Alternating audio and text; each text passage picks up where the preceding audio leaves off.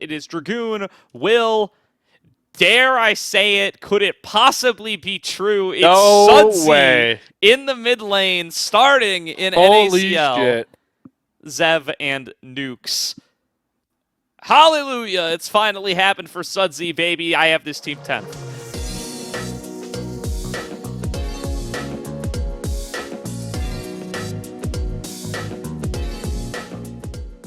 What's going on, everybody? Welcome to another episode of The Salt Mine. This is Season 6, Episode 1, as we are coming in for a new split to kick off for Summer 2025. That's 3 years now that we've been doing this, and a 6th round of NACL Power Rankings. It's definitely going to be a fun one. Definitely looking like a big change-up from Spring 2025. But we'll get into that in just a couple of minutes. My name's Gordo. I'm joined by Quax, Slayer, and TDS. We got the full crew back once again. MSI is done and dusted. The offseason has ended out of nowhere. It really, I don't know. I feel like a week ago we were nowhere near starting, and now we're starting in 2 days at time of recording. But how's everybody doing? What's any big MSI takes before we get into format stuff and then our power rankings?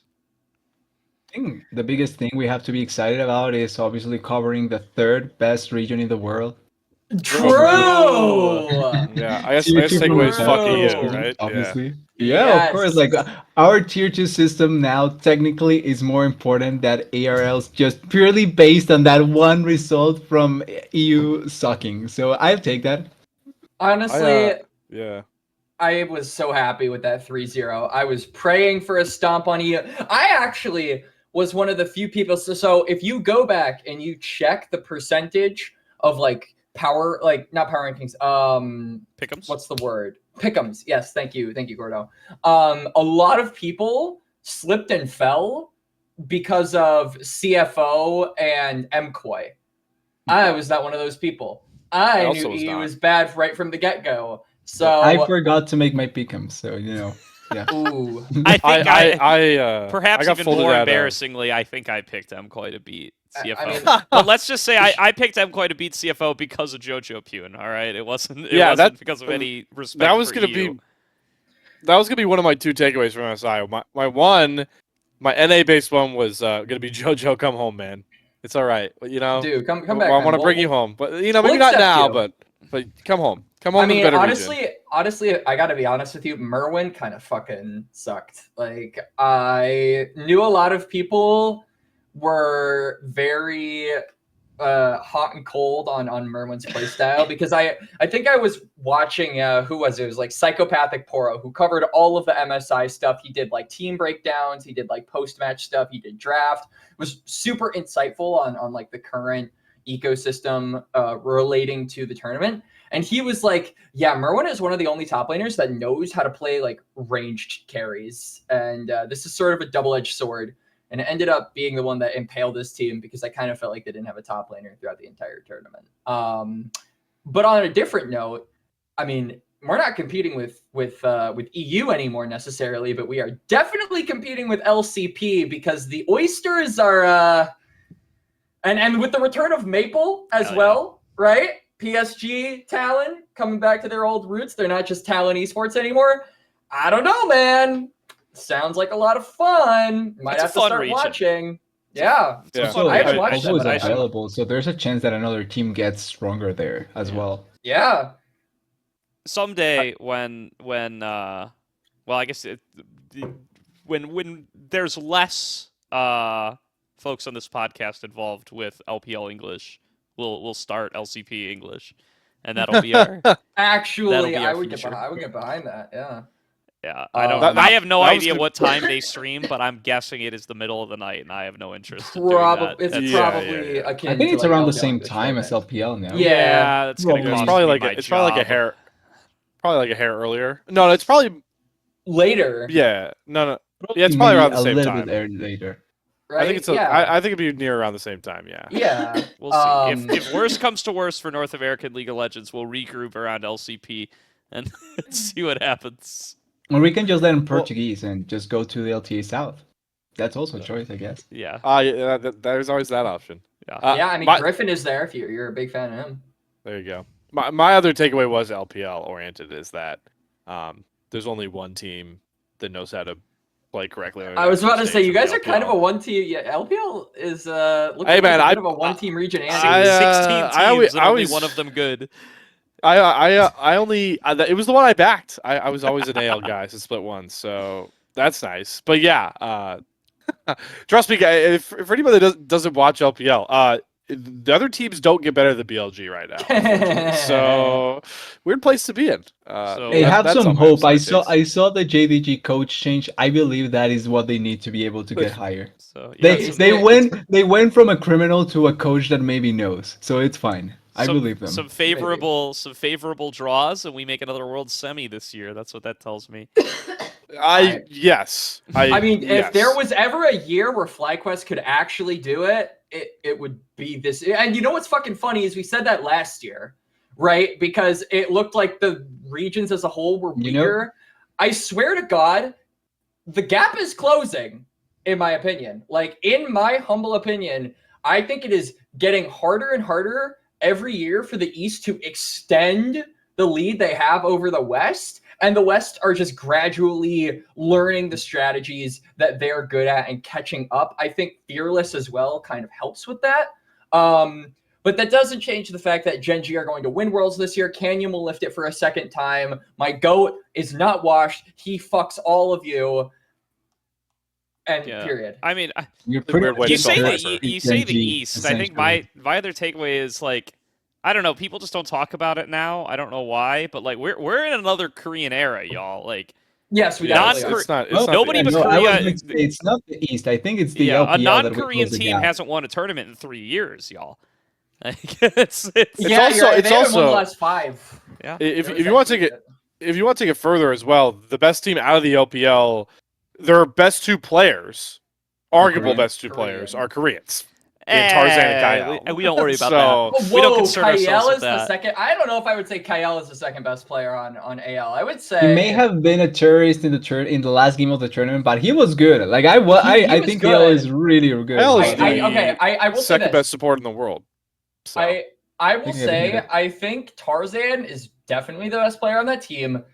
I was really impressed with Shanks this tournament. I Yes. loved how he played. Like I love the storyline. What my favorite series was definitely T1 versus AL. I went to the last 3 days. I have the MSI jacket. And like just the humility that Shanks showed in his matchup against Faker was like my favorite story beat of all of them. So I'm I mean, high this on goes I'm- to show from where he was Yeah. coming, right? Well, Because he was the old 16 changes people. I feel like, and he him was on coming that from WWE so low. roster. Yeah, he was. But not only that's that, fine, like he also was close to Worlds at one point. I remember he was on a roster that actually was close to qualifying to Worlds at one point in LPL and failed. So like that I think that Shanks just passing for so many things probably made him more understanding of his situation and like knowing that this may be his last international if something goes horribly wrong. I don't think so, but like you never know, Well, right? He's So a probably super young that's why. guy, I think, right? Too. Yeah. Or if I'm.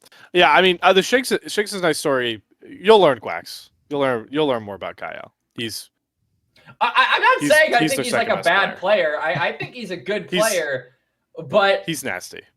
he's good. I don't know. Maybe it's because I was like, maybe it's because I felt like Duro overshadowed him. Honestly, Duro had like a really shit final series. Like he picked it up in games 4 and 5 against T1, but he had a pretty good MSI as well, honestly. Like I am definitely rooting for Gen G this year. I don't even really care about Chovy lifting the trophy. Like that would be cool to finally like get that shit over with, but like Get that shit over That with. shit over with. whoa, I agree. No, I agree. It's about about time fucking that time. Chovy won a fucking Yeah. world title, dude. It's gonna be. But like, dude, Canyon is still the best jungler in the world by like a good mile. I think. Like, I don't actually like. I like Tarzan. I think Canyon is. It'll also be is like a Canyon will decent have like a distance ahead. really like don't think it's that Canyon big of a should get deal, a though. pretty firm claim on greatest jungler of all time with another Worlds win. Like that'd be nice too. It Just would like be I be think able it kind to of have takes a nice it. I think solid. that already that is. kind in of that debate. cements it. I think that just cements it. That Agree, he's the, agree, and the it'll be GOAT nice to if have he it wins cemented it. because there's To- too much. Yeah. I mean, a lot of Too much dude, okay, ambiguity. listen. Anyone who says Banky doesn't remember that he would just wipe the shit from Faker's ass for 3 years, and that's why he won his Worlds. I don't want to hear it. I think his score was a better Hey, jungler no. at the time as It was well. 4 But like years. that's going This- back. It was yeah, 4 that's years. going They just back. only won Worlds. I will in 3 say of them. though, it's fine doing arguments for who the best jungler is, obviously, but I think accolade-wise, skill-wise, and showing up-wise, we need to begin talking about the potential that, like, apart from Faker, some of these T1 players are GOAT contenders. Really, they step it up once again this year for Worlds. They 'Cause, need like, Faker to be gone for, I think, any of them to be. you may like, say that, but the problem is that when you begin to stack up so many times, even if Faker is present or not, like you have to consider them for quite a lot already. I Because think like Carrier their can get value up is there. still Carrier so is the high. only one I'm thinking about. It is yeah. It's It is scary, hard. yeah. It's kind of hard to say that about the other players because we saw what T1 looked like without Faker this year. Like last year. Last year. When was Last it? year. Last But year. we saw and it they as well. looked awful. Technically speaking, we saw this year. For example, I'm not saying that it's the same level, but Guma was out for a bit, like not consistently, and T1 were shitting the bed at one point. He comes back and the team becomes better gradually. So like you can say the same argument, quote unquote, in that situation. I don't think it's similar, but like that's why I'm beginning to say like at this point, some of these players should already make enough of an argument to begin consideration. Carry apart, because I think Carrier was already like good enough to show up for himself. But Carrier's a I fucking think beast. Owner deserves more credit because he gets way too much shit for how good he performs and how much shit he gets done for a T1 that sometimes it's lost. I guess. I still think I probably need to see them in a more just a different environment, honestly, before I consider them like goats in that. Like I think Carrier is probably like a top The undeniable. 5 in his role. I think Owner is not super far behind, and I will say Owner, the landscape of GOAT junglers kind of does him a favor because I think outside of Canyon and Banky and like maybe Clear Love, you can't name any other jungler who is like super impressive, carried their team for years on end. So Owner has the consistency, and I don't necessarily. But I wouldn't necessarily move him up with those other 3 that I mentioned until I see him in a more different or dynamic environment outside of Faker, outside of Guma, outside of Carrier, and outside of potentially T1. Zeus, I feel like you can definitely make a case for him being the GOAT top laner or up to the GOAT top laner if he wins this year. If he is able to win a Worlds without all of T1 and like let's say HLE lift the cup this year, I actually think you should be considering Zeus at least in top 2. I think we've completely I think so. segued I too agree. far. We down Yeah, the rabbit hole. true. I agree. We'll Oh, I wanted to just put out something out there just quickly as a hot take for Worlds this year. Just quickly for NA, I think C9 will outperform FlyQuest. I'll leave it at that. I think I if we feel like get a some shit semifinals like team, that I think happens it's every C9. year in this region. So Some I'm Yeah, shit that's like why that I said. I happens. think if we get a semifinal team, it's C9. I'll say it right now. All right. Let's get into, before we go into the power rankings, we wanted to touch up on Let's more in the new format. Yeah, let's Yeah. more in the format real quick. So Quax and I talked about this a bit in our last Grom episode, but nobody watched that. So we'll we'll get back into as a summary. I first of all, at the time we recorded, I was getting a little concerned that we weren't even going to do Fearless because it seemed like we weren't making any changes based on what was originally announced. We are still keeping Fearless, but unfortunately it doesn't matter for the entire regular season because we are doing single round robin best of 1. Yeah. So Trash. It's beyond trash. I'll Go ahead, I'll Quax. open up. I'll It's open soaked up with garbage. this I one. don't know. It's garbage, but I feel like we have to illuminate why it's bad. And I feel like there's probably nothing that we can say that hasn't already been said. This format change has been beaten to death by people on Salty Runback. It's been beaten to death by people on Twitter. Kelsey Moser, as of the time of recording this, had an actual discussion with Whooply on Twitter about the validity and legitimacy and upsides, pros and cons of having best of ones.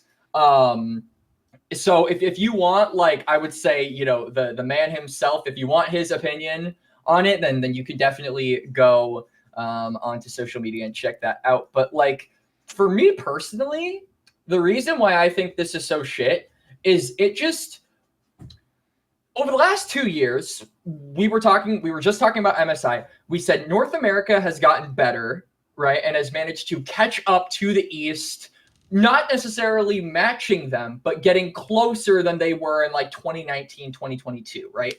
And a large proponent of that is the switch to best of threes, right? More games means more time, means more skill expression, means just better draft prep. And overall, more games is just good, right? Like it's better and it makes you a better player. And there's more to latch onto with a lot of that. And I feel like that is tier one, right? It starts at the top. And to me, it is really, really sad to see the developmental league, the league where its core foundation, its core function is to make the players better, to boost them up into tier one.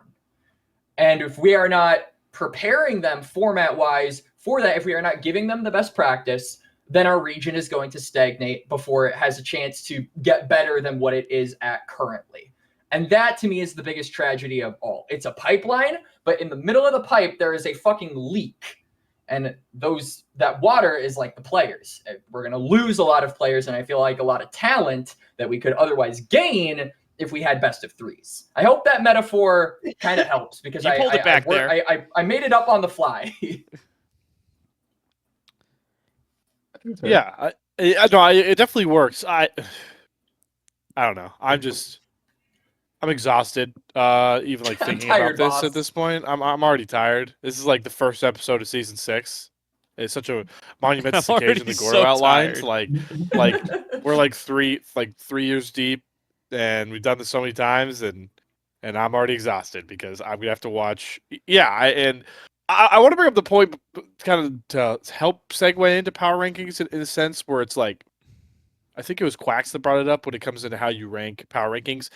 I guess I'll put the precursor on mine, and I believe Gordo's as well. Like, this is the one split, unfortunately, where most of our power rankings here are not going to like be able to go 1-to-1 with regular season standings, because I refuse to rank these teams based off of how I think they're going to perform in best of ones in this completely different format than we're used to. I'm going to rank them like I normally rank them. It's going to be a bit disingenuous, folks, because my power rankings are going to be a bit different than how I think some of these teams are going to perform in the regular season, because there are teams here who are going to get crazy enough with game 1 drafts that they could just steal games against like anybody. And it absolutely stinks. It's not going to happen a lot. I'm not saying it's going to happen a lot. All I'm saying is you've opened the door for it to definitely happen more than it ever would in any other format. Like week 1, we have just looking at it. Week 1, which has now been posted on Leaguepedia, this is public information, has like Dorado versus DarkZero. And I think a lot of people are under the impression that DZ are probably favored in that. But Dorado, honestly, like, I think could put up a fight. And the term put up a fight means that they could actually steal a game. Like in a best of 3, they could win one game.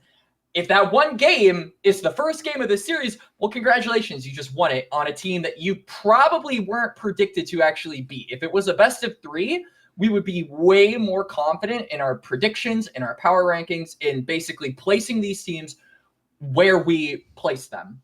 But the ability to just yoink a game is so much higher because we're in best of ones, right? We'll have like an RNG versus Splice at Worlds in, I think it was 2017 situation where you just win a game that you're not supposed to against a team that you're not supposed to. Yeah, and that's like, and you're talking about it from like looking towards the future predicting matchups. This is also going to have a monumentous impact on a lot of not just us Salt Mine, but like anybody that like reacts and digests week to week in NACL content, in the sense that when we go like you're gonna see it. I'm gonna find a way to make a joke about it. Every week we react to the prior week.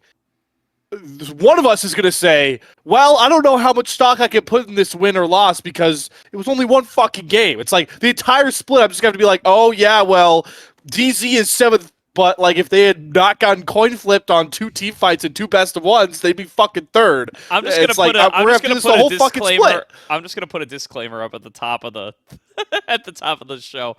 We'll just have that up for the whole season. Like, please note. Well, these are all best of ones. Real quick, because I think I've been kind of hijacking this discussion a little bit. Last split in spring, Pulse won. Like, they didn't win a single series, right? Best of 3s, Pulse went winless. However, they won games.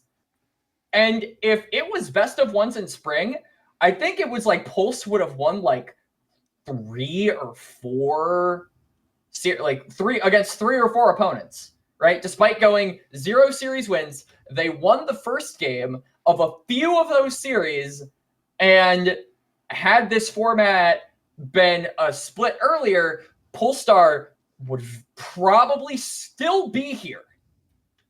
So yeah.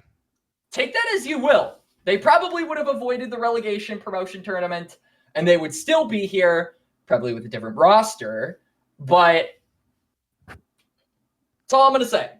Like, that, if that doesn't prove to you that the format is less honest about a team's skill, I don't know what does, right? Because at the end of the day, you want the better teams to win and promote, and you want the worst teams to lose. And that's just how it always is. And this format circumvents that. It cheats that. It's not as honest, and that's what pisses me off the most. You know what puts the piss-soaked, shit-stained, rotting cherry on top of all this? We're doing this in the promotion split, man. We're like can we at least we could have at least been like, all right, you know, spring, okay, fine. Doesn't matter. Like spring doesn't have a lasting impact on tier 1. But no, we're pulling this out in the split that you can slot in to play in LTA for. It's like, come on, man. I don't know. Yeah. No, I agree with you. And Rant this also might just be like worse for Luminosity, right? Because Luminosity, they're not really, I don't feel like we're not going to be concerned when we get into the power rankings. At least I would expect so, unless TDS puts them 5th again. Like, this is a team that is supposed to be first, probably, and is just looking forward to gearing up against their match against Disguised. Right? They are basically training for a marathon, right? And that training is the NACL. But like, they're not going to have as much playtime now. Like, they're not going to be able to practice as hard. They're not going to be able to have as many games. So they're going to be coming into probably the DSG series weaker than when they were at the end of spring, where they had more games, right? Or also, at their least competition is weaker. Yeah, the competition. Well, we'll get into that. But I don't mean from team wise. I mean, like, if your team plays less, their teams also play less. Like, each team will have less evolution as well. Like, just touching on the fact from Polestar, right? Like, even though Polestar was relegated, I think they improved continuously through the split off of playing more. And I think that made for a better competition. That's also something that now Luminosity will lose. Yeah, it's a tragedy. Like, I think Whoopley's justification for it, if I'm remembering correctly, on the Kelsey Moser tweet thread discussion thingamajig, was like, we want to make it just so that we can get closer, we can get into playoffs sooner. Yeah, and that's fair. I mean, I think there's a better way to do it. I mean, like, whatever. Yeah, there is a better way to do it. And, you know, I really subscribed to what Hawk actually suggested, which was just make it like a 12-team bracket at that point. Just like go straight into playoffs, remove the regular season entirely, and go like straight to best of 5 cutthroat bracket. If you want regular season, just play it offline, and that's it. If you care that much about it. There are better ways to do this, and I just feel like this, like 2025, I was so hopeful that we were just done with BO1s because BO1s benefit no one, not the teams, the players, not the viewer, nothing, right? Like, absolutely nothing. And I'm really sad that we're going back to it. And I really hope that this is a one-off because, and next year we kind of go back to BO3s and we don't fucking change. It's just disappointing, honestly, right? For a split that, like Slayer said, has more implications, has higher stakes, has more to win, more to lose. You should be giving teams more time to play, and I just feel like it's dishonest. Yeah, and I guess now I will go. I do want to preface by saying when it comes to what Whoopley has to do in the NACL, I do think they got screwed by the fact that like the calendar is just so piss poor for this, and I think that's more like a problem with Riot in Tier 1 overall. Like you said, the more I think about it, it's like if they need to get to playoffs quicker because they know they have to like LTA saying, "Hey, we're starting promotion tournament here. Like you guys have to be done and ready for this here." They probably had to do this because they had to squeeze in a much shorter season from a time standpoint than spring was. So it just feels like it's less efficient, though. Yeah. But I see why they could. I don't know, but I could see how they're backed into a corner having to run this format for this split because of how MSI, LTA, and promotion tournaments all going to line up.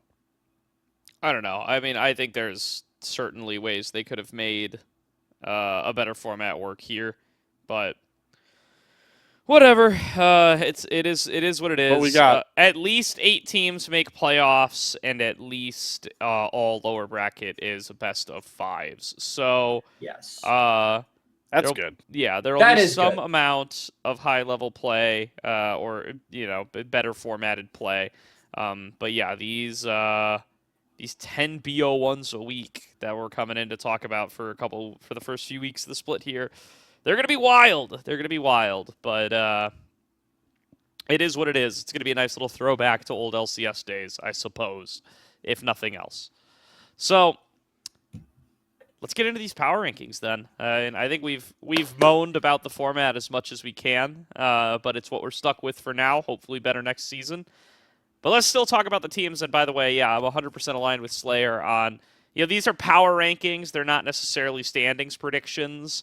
And honestly, I think if you tried to, give some teams props for their best of one cheese ability, you're just going to get too into the weeds and end up less accurate than you would be otherwise. That's just a hunch. Even so, I feel like, compared to spring, there's going to be significantly less variety amongst our rankings, I would imagine, compared to spring, because I think less parity, yeah.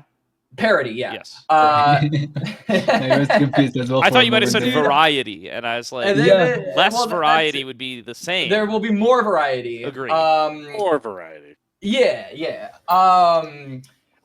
Because I feel like in spring we had our top 3. We had Luminosity, we had DZ, and we had Near Airport, and then we had our bottom 2, which was Pulse and AMI, and then everyone else, the other 5 teams, you could kind of mix and match them.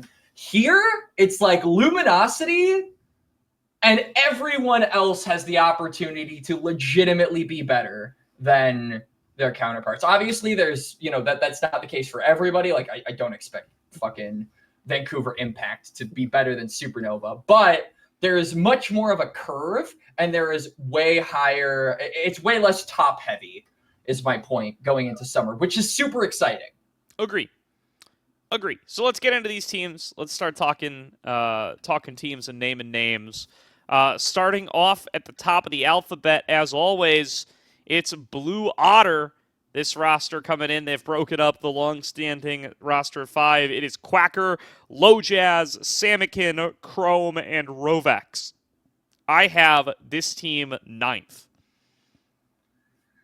Low Jazz Nation. I have this team 7th.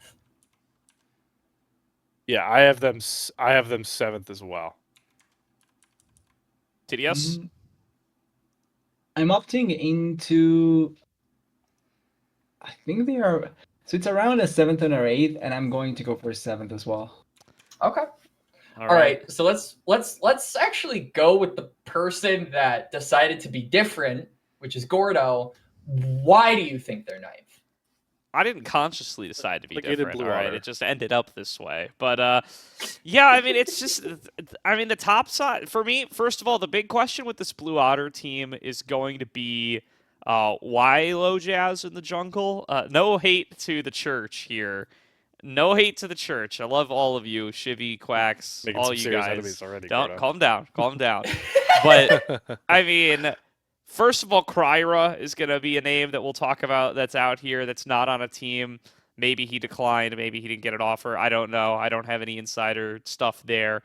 Bio was also a name I heard kicked around, who I think was... I think he's their sub. Yeah, Yeah. well, then even more so.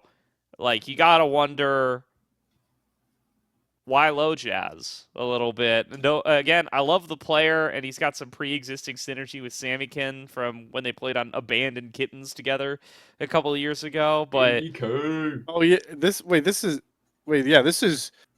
I don't think Sammy Quacker playing was with one on of his that team. Yeah, but this is Sammy. This is the first time Sammykin's playing with one of his fanboys from the. This is the Risen first time Jansen Sammykin's split playing that with we one of his won't ever shut the fanboys fuck in a up about. while. Yeah. Yeah, I mean, Fanboy. I don't know, dude. Like, this top side's just weak. This is going to be one of the weaker top sides in the league. And I've spent a lot of splits of this podcast watching... I like Chrome. I think Chrome had a real big kind of pseudo breakout split last split, but I've been watching Chrome play with mediocre top sides for a lot of splits of this show, and those teams Yeah. usually don't do very well. So... I mean, Good point. Chrome doesn't save it for me. I think Sammykin is coming off of a bit of a disappointing sophomore split. Again, love Sammykin, but Yes. I mean, like, there were so many rookie mids in the league last split. Like, it felt like he should have been like a top half mid laner by default, and then with a big opportunity to push into like all pro territory. Wasn't on any of our lists. I don't think had a particularly standout split. And now the mid lane pool is about to get a lot harder. So yeah. Oh yeah. I am Yep. quite concerned for the whole top side of this Blue Otter team. And yeah, I mean, I just have... Maybe I'm a little higher on some teams that you guys are going to have 8th through 10th. Yeah. So the one thing I'll say quickly, I would be much more aligned with Gordo if my logic on a certain roster we'll talk about actually pretty soon here doesn't apply. So I'll revisit that part of this argument later. The second thing I will say is I believe that low jazz as a jungler is going to work well because I think of low jazz as a really good supportive jungler. Mhm. Like he plays the really great Ivern. He can break out Plus the Ivern. Nafury. Plus the Fury, right? But I think low jazz is at his best when he is a floor raiser on rosters, and he relies a lot on his solo lanes in particular to bring like the firepower. And we saw that work for AMI at the start before they got figured out as a bit one-dimensional. But I think he is the antithesis of how Quacker plays top lane, and it's going to help Quacker. I'm also willing to bet that Sammykin returns to a bit better form this split, and you can call me delusional for that all you want. I'm a homer. That's fine.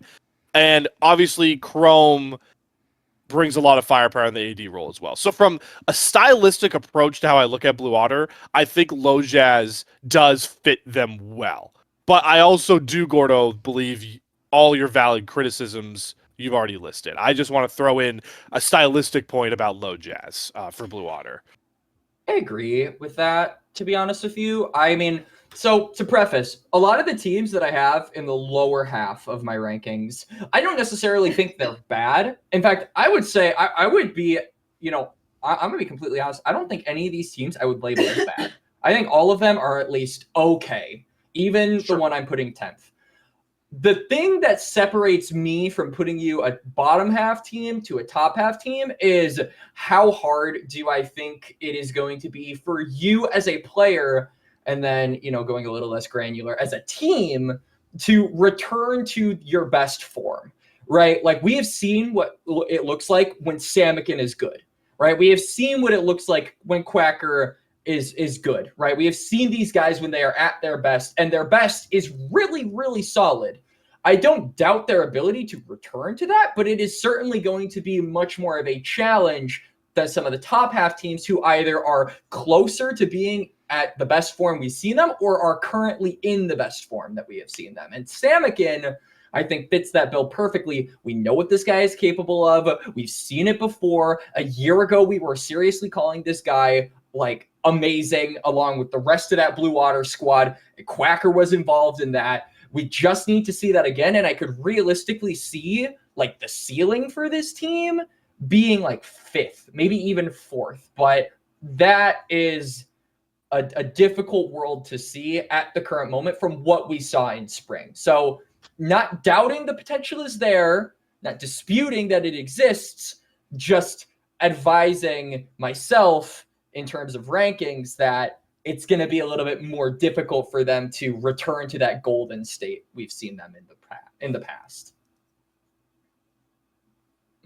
It's a good way to say it.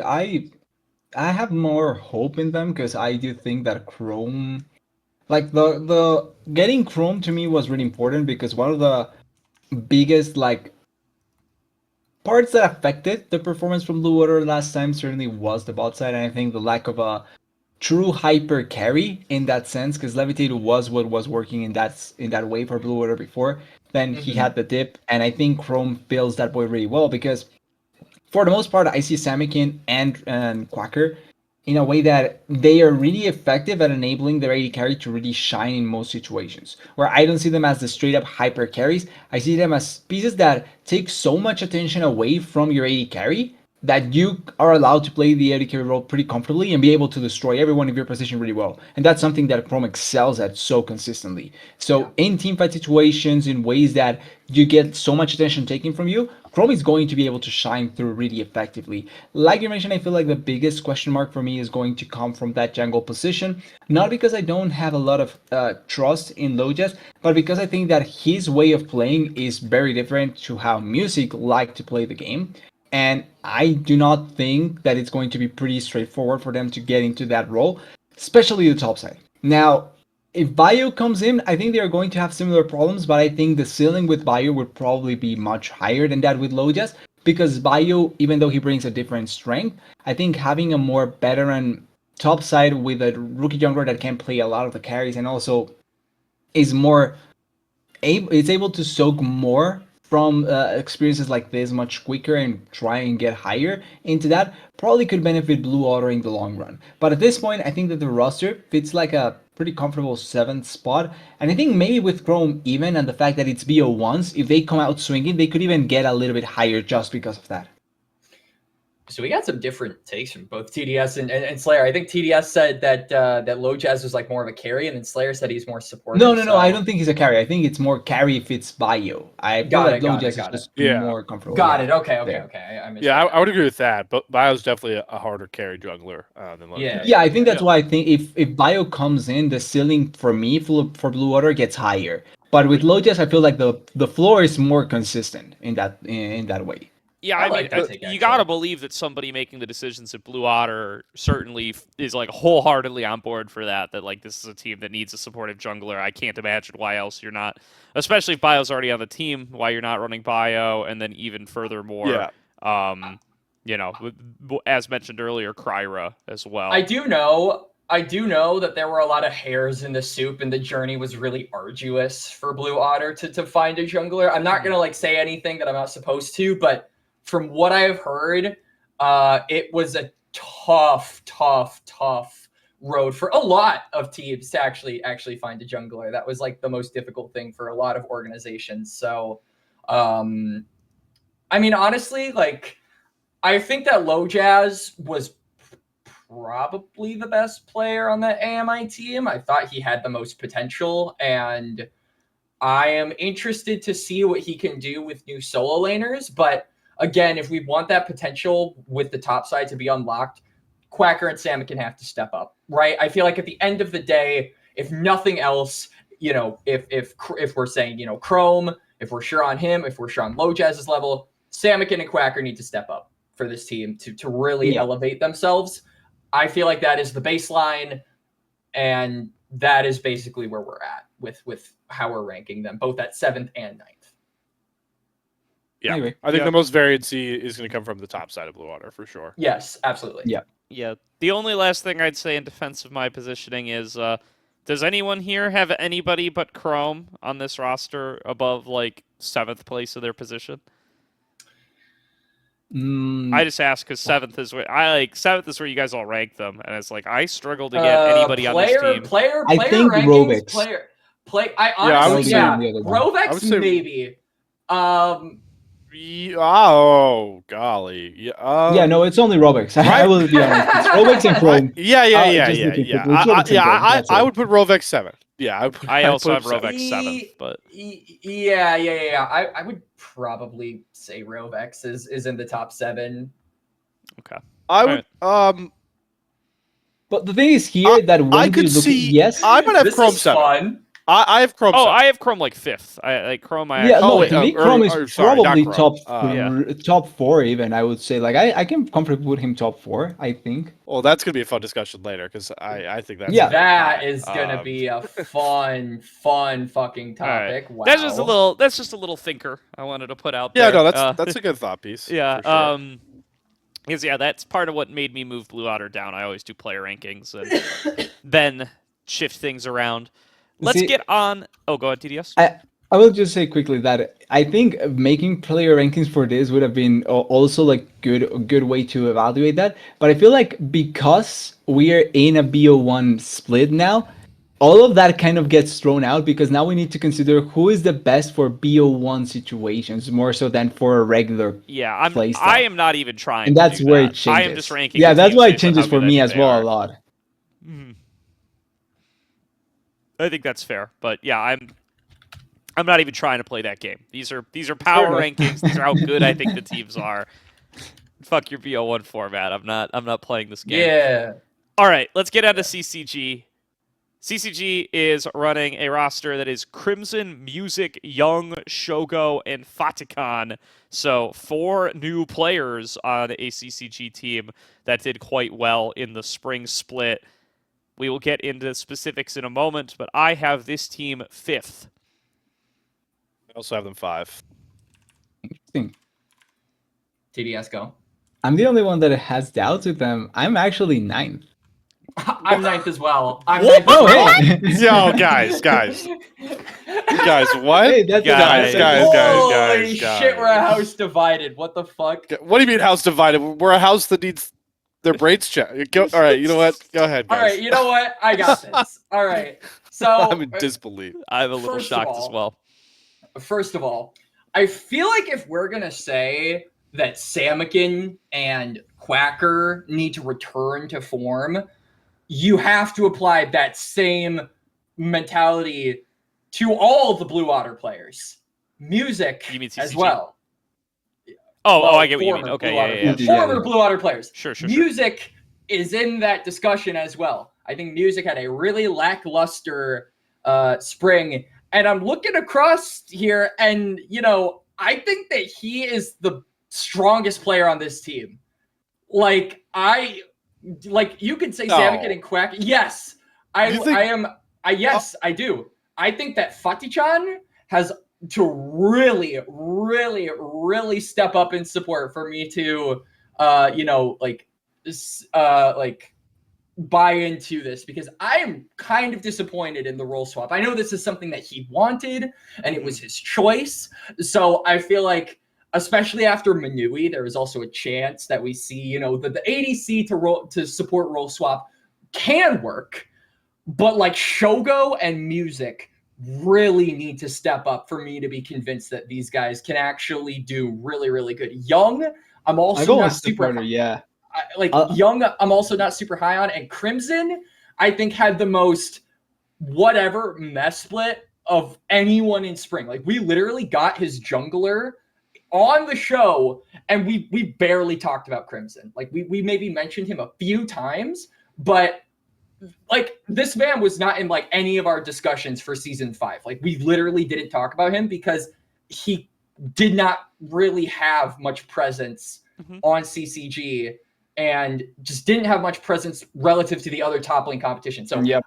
I'm really low on this team. I just need to see proof that these guys can return to form and do well, because all of the players that were in NACL last split did not really have a great showing, and the ones that are showing up returned from either a lackluster split, Young, and Fatih-chan role swapped, so I can't really talk about him in good or bad faith.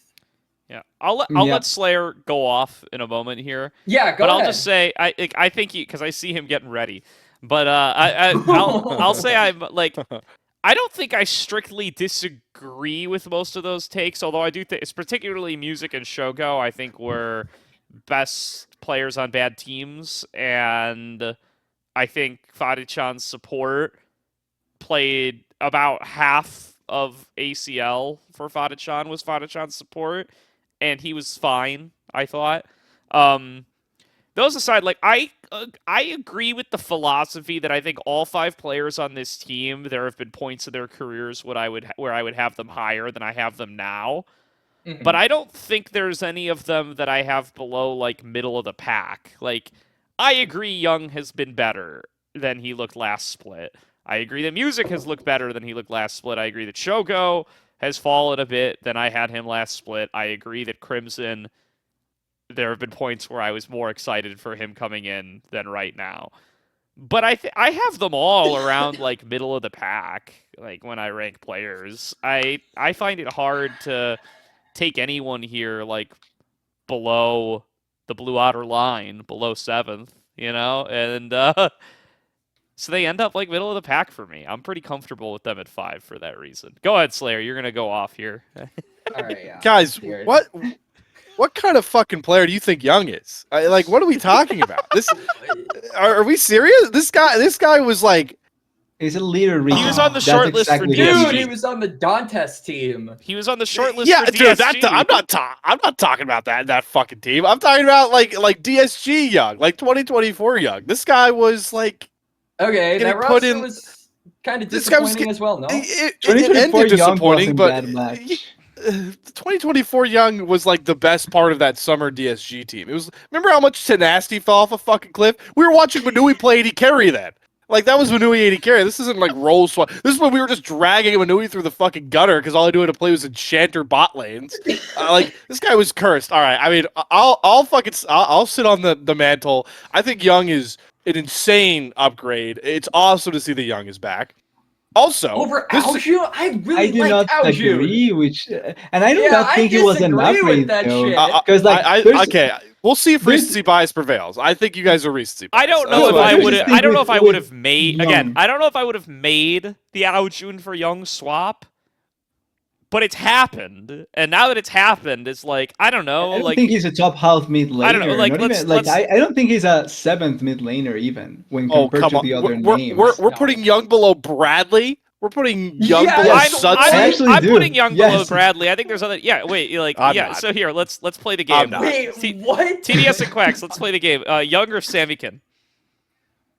I actually take Samikin, but I mean, here's my reasoning for it. That's so crazy. Young's pool for me is so bad right now, especially BO1, that I do not think he can really make it work here. Because like his pool is really dependent on certain champions being able to work out. And when you're playing BO1, either you get your hand at that, or you're going to not be having the best opportunity ever. And most of them are going to either be contested, banned, or not even played because they're horrendous at the point.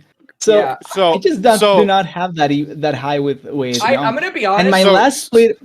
The last split from Young that I remember, like, and this is off of the fact that I was one of the two that was saying one of the few that was saying both Young and Shochi, move them up to the LTA at the time LCS, because I think they are really good for being able to move that up. And at the time, I was really confident, and both of them fell off. Shochi is able to return. Kind of has been able to rise up once again. I got called out, but I still believe that. But Young just fell off, disappeared a little bit, and now he's returning. Like, I need to see him play first before I can say confidently that I have believed once again in him. Okay, so I'm gonna be honest. This is where I maybe veer away from TDS a little bit. Young and Young He's versus getting a life Samikin, wrapped out. I mean, honestly, okay, listen, because I feel like I have to remain consistent on the show, and there is one other mid laner who we're going to talk about very, very soon, where I am very confident in their current form, despite the fact that we haven't seen them in a while. And I feel like Young, the last time we see him, I kind of agree with Gordo that he was one of the better players on that CCG Summer roster. So I do currently think that he is probably better than Samikin, but I do think Samikin has higher upswing. I think Samikin has more potential. You mean DSG Summer, right? Yeah. Sorry, I think he has more potential than Young at the current moment. So, listen, I probably think the best bet for CCG to win games and to look consistent is through mid jungle. I also think bot lane has the ability to be good, but we just need to take a look at. I just need to look at Fodicon. Honestly, like, this is a hard team to gauge. Also, this was hard. Okay, this was part of the reason why it was hard for us to accurately predict CMB last split, because we had no fucking idea how good Minui was going to be at support. But I feel like there's a big difference between Minui here and Fatican, and it's that I don't think Minui's. To me, there's a big difference between the two of them. It's not skill wise; it's pool wise. Because Minui was already inkling towards not playing AD. No, but that's the thing. Minui was already playing things that were an AD carry, and he was succeeding on them. He wasn't failing at AD carries, but he was succeeding on other things. That's where I'm not sure with Vatican, because you can make the jump to support, of course, but we have seen players like Dardo, for example. He succeeded a lot in what was playing for tanks and being able to engage. But when you played Enchanters, you were failing really miserably. And there is a situation now where Enchanters are beginning to rise once again. Obviously, you can still play. You can still play tanks. You can still play tanks, but there's Enchanters that are rising up a little bit more. I'm not going to say they are back in the meta, but they are rising more. And there's someone like Shogo in a team like this. I feel like needs to be the hyper carry. You need to play around for him, and I don't think that the team is going to effectively play around him. Less Vatican with just making the role swap right now, and especially once again, I will make this point with H team. A BO1 doesn't allow you to make mistakes, and I think Vatican will make a lot of them. So I think that will take them a lot. That will take a lot out of them in the process. I mean, I think. No, go ahead, Slayer.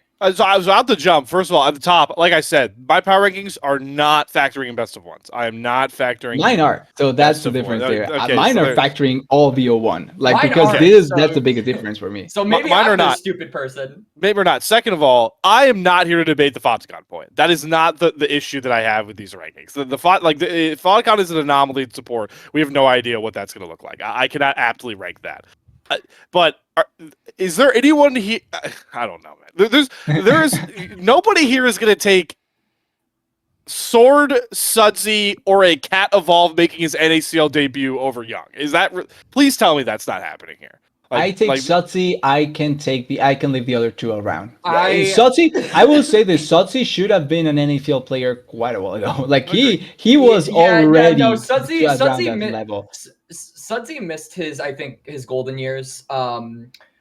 Look, because they were 10 years ago. Sudsy's like 30, dude. Look, I have to look again. I am just going to preface once again that I do not think these players are bad. I simply think it will take more effort and more convincing for me to get behind them as like top half of their role. And like, I think that factoring in recent splits for both Shogo and Music and Crimson lead me to believe that this is a roster that needs to step it up if they want to get toward that ceiling. I don't doubt the ceiling exists, but like Shogo, like, okay, listen, that whole SN experiment, I take it with a grain of that whole SN Ole Miss experiment. I take it with a grain of salt because this is a team that made CLO finals, right? Like Shogo is a very good AD carry, but like this is the first time in a decent while where we are going to be seeing Shogo with a new support whose name isn't Rhino, at least for an a extended new Yeah, team that's a that is great not thing always. for Shogo, dude. That's so Dude, good. Yeah, for so Shogo. that was the Is this it a was good the thing like that your But I first feel like new that could be a support is a role swap support though? I Like, feel is like it that that's good that it's a role swap support? It's a double-edged sword. Sure. It can be good, but it can also be bad. Music as well needs to step up. Young, I'm not convinced on, but I'm not saying the talent isn't All right. there. Go down with the ship. That's fine. Also, The second point I was the gonna. Yeah, old fuck you, I'm going down winning with the ship. Silo does not work for me because I banked so heavily on that Supernova roster. I'm still salty about all those players, by the Still way. mad. So fuck them. We were really positive about I Super. was so high on that roster. And Shogo disappointed me a lot as well. Shogo cannot get mad at me for this because I Yes, think he we can. had like Supernova. Because I think we had like Supernova like fourth. Look, I had them third. I had them fucking third. I'll Bring me I'll back stay to the behind church. Okay, that. I'll bring me get back to the against you church. for Bring that. me back to the church with results, and I will eat my fucking words. I want. I'm not a Christian. I'm not Christian, so I'm not going to believe in any church. They can try and play as well as they can, but I'm not going to believe in them. I won't even Damn. go that far ahead. I not believe in them. They are 9 for me. All right, and I'm not hope, but like go on and do whatever they can. The second point that I was going to make outside the Young discussion is kind of in line with Gordo's thinking. This is like, I think we're just going to get the best Shogo here that we're going to get. You could support. Yeah, I'm not going to re-bring the support point up, but alone in mid jungle, this is a way better team around him. I'm sorry, Silo, what we saw from Kiel. Like Music Young is way better. I will concede that point. You are correct in that. I will definitely agree with you there. Yeah. I You do think realize- that I'm Asylum gonna Kiel- defend, like, before we finish this point off, I'm gonna defend Fadachan's support like a little bit. Like it was His early laning is ACL, good. so it was His easier laning matchups. is really good. It was earlier ACL, so it was easier matchups. I will concede that point. But we saw Fadachan in ACL playing pretty much everything. Like he had Karma Lulu games. He played some Bard. He played some Gragas. He played some Engagers. Like there was Alistairs and Leonas in there. Like again, it was lighter competition, and up until it became the training grounds for him and Mixture to qualify for NACL, it was kind of a little bit more of a fun team with his ISU homies. But yeah, I don't know. I think he looked okay, and I've said this before many times, and I will continue to say it again. Afremu got it right in like 2012, baby. Support is so easy. I think all players that are good at other roles, if they want to swap to support, I'm going to give them the benefit of the doubt.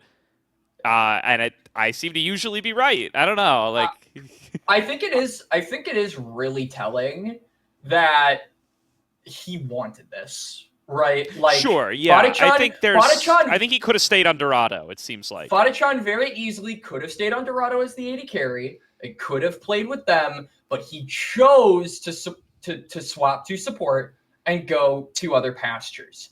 And I think the want is probably indicative of a higher level, right? Like obviously, if you are forced to go to support because no AD carry roles are open and no team wants you, then it's a different story. But willingly making the switch, I think, at least tells me that he isn't like fucking awful at the role. Isn't even bad. He's probably at baseline. He's okay.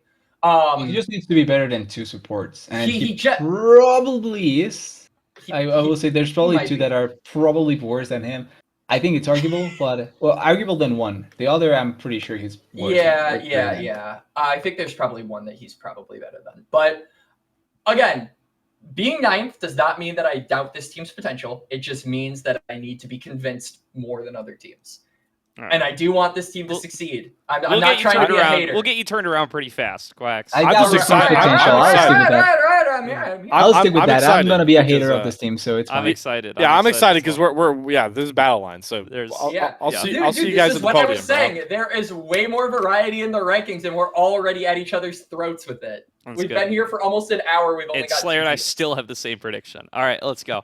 Yeah, that also prevailing is. That's is all. We always were hilarious. different on Blue Otter. There's hope for us yet. We're not. It's right. like I think it's like 7 out of 10 is the clip usually. Well, it ends all up right, being, that's or fair. whatever. That's fair. Conviction is up next. Oh boy, this is a new one. This roster is TF Blade, Perry, Evolved, Viper, and Stunt. I have this team 7th. I have them 8th. TDS. I think I probably have them the highest. I think it's 6 for me. I also have them 6th. Okay. All right. Because I explained it last time with CCG TDS, I'll let you take this one. So for me, it comes down to topside because I do think that this topside is quite good. Bar probably the weakest part of this topside is Cat Evolved, and I think that Cat Evolved is serviceable enough, toxic but serviceable enough that can work out to a certain degree. The #1 mid lane prospect in North Yeah, that's America, TD. Yeah, I was gonna say. I can. Big if true. I'll take it however it comes, but like for me, apart from that, like Perry and TF Blade are a duo that I really want to see coming through because TF Blade already for me last split was an impressive part in the sense that first quote unquote professional split coming in with a roster that was essentially full veterans, being himself a rookie, even though he doesn't feel like that, but he was a rookie and he performed quite well. I think he probably did not meet the expectations that the roster wanted with them because they did fell short to conviction last split. But I still think that he performed really, really good for what was initially potentially expected out of him with no experience at all. And now that he comes with Perry, which he's obviously not speak up, but I don't think that Perry is a bot jungler to pair up with. I think this can be a really, really interesting duo to go for. The biggest question mark for me with this roster has to be the bot lane. I don't know what to expect from Viper, Stunt. I think Stunt could potentially be the worst support in the league just because I haven't seen him for so long that I do not know what to expect out of him. And yeah, Viper, I don't even know what to say there. But the top side is something that I am interested in, and because I do think that the top side is strong enough, that can be enough to push them in BO1s. After that, I'm not sure. But BO1s, I can see them pushing through just off that. Especially Perry, because having a strong jungler usually at the very least, win you one game. And in a BO1, one game is enough. So that's good enough. There are a lot of pros and cons to this team. Like, I think this is the one team where I actually am going to bring up BO1s. I could totally see a mid laner like Cat Evolved, like, pulling some shit out of his ass that, like, nobody expects. One Katarina game to win it. Yeah, like one Katarina game to win or something. I don't know. I've actually kind of sung the praises of Katarina as a champion for a while because it's like one of the highest damage output characters with all the resets, but no one is able to play it properly. I don't think we're going to see it for a very long time. I am actually a little bit. I have a little bit more of a different view on this team than TDS potentially, despite being another person that's possibly higher on them. One thing I will say is that I am not as confident in TF Blade as TDS, but I am maybe a little bit more confident with Viper at AD carry. Now, we've never seen Viper at ADC, so you are very, very, very, very reasonable to be skeptical about this guy. However, this motherfucker has hands. If you have ever watched a Viper stream, if you have ever seen him play, if you've ever seen his POV, if you've ever watched a stream, you know this guy has some insane mechanics. And I do think that mechanics are a very core part of AD carry, at least learning ADC and getting better at it. So this is kind of a bot duo that realistically, or more, specifically Viper himself, this is a player that I could see being maybe kind of shit at the beginning of the split, but gradually improving as he learns the role and as he gets more time to get his feet wet. However, the thing to me about this team is, so on my notes, I have a ceiling and a floor. This team has the biggest gap between those of any team, and it's not even close. My ceiling for them is 4th, and my floor for them is fucking 9th.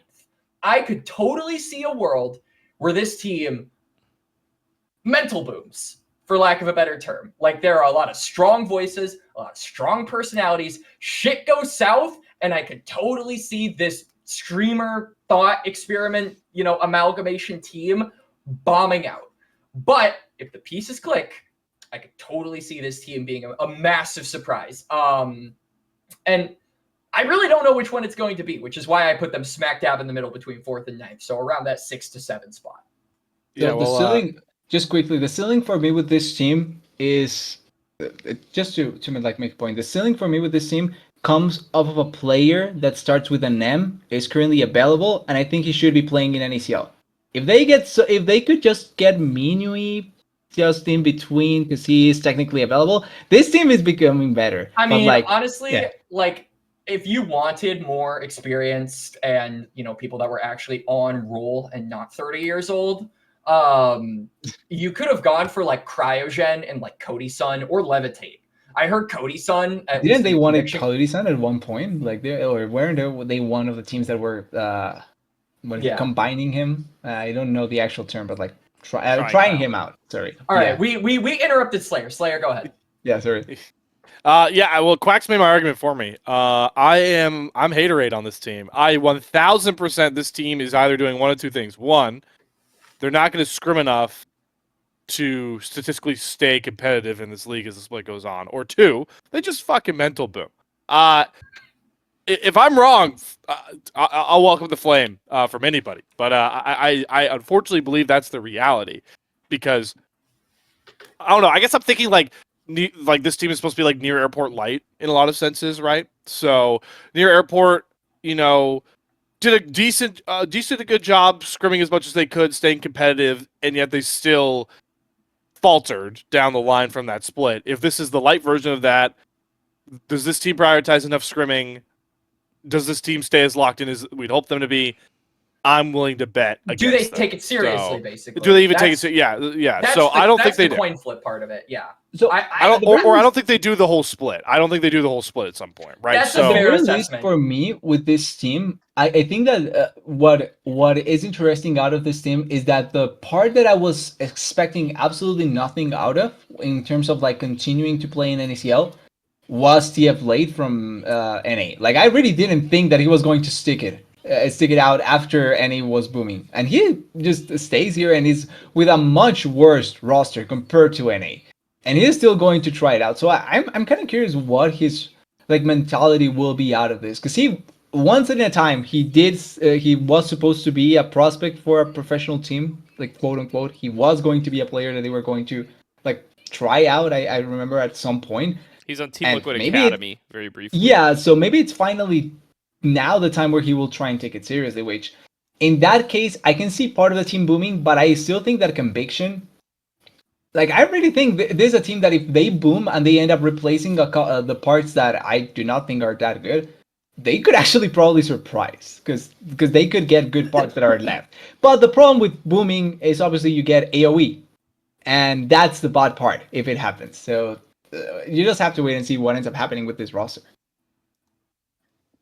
This team is a coin flip, in my opinion. Like, it's tough. I'm shorting to their say... stock, bro. I'm shorting it. It's a full short from me here. I mean, I'm a fan of I will say Harry as a player, so like I have a little bit of bias on this one, and I also think that Viper is going to surprise people at 80 carry.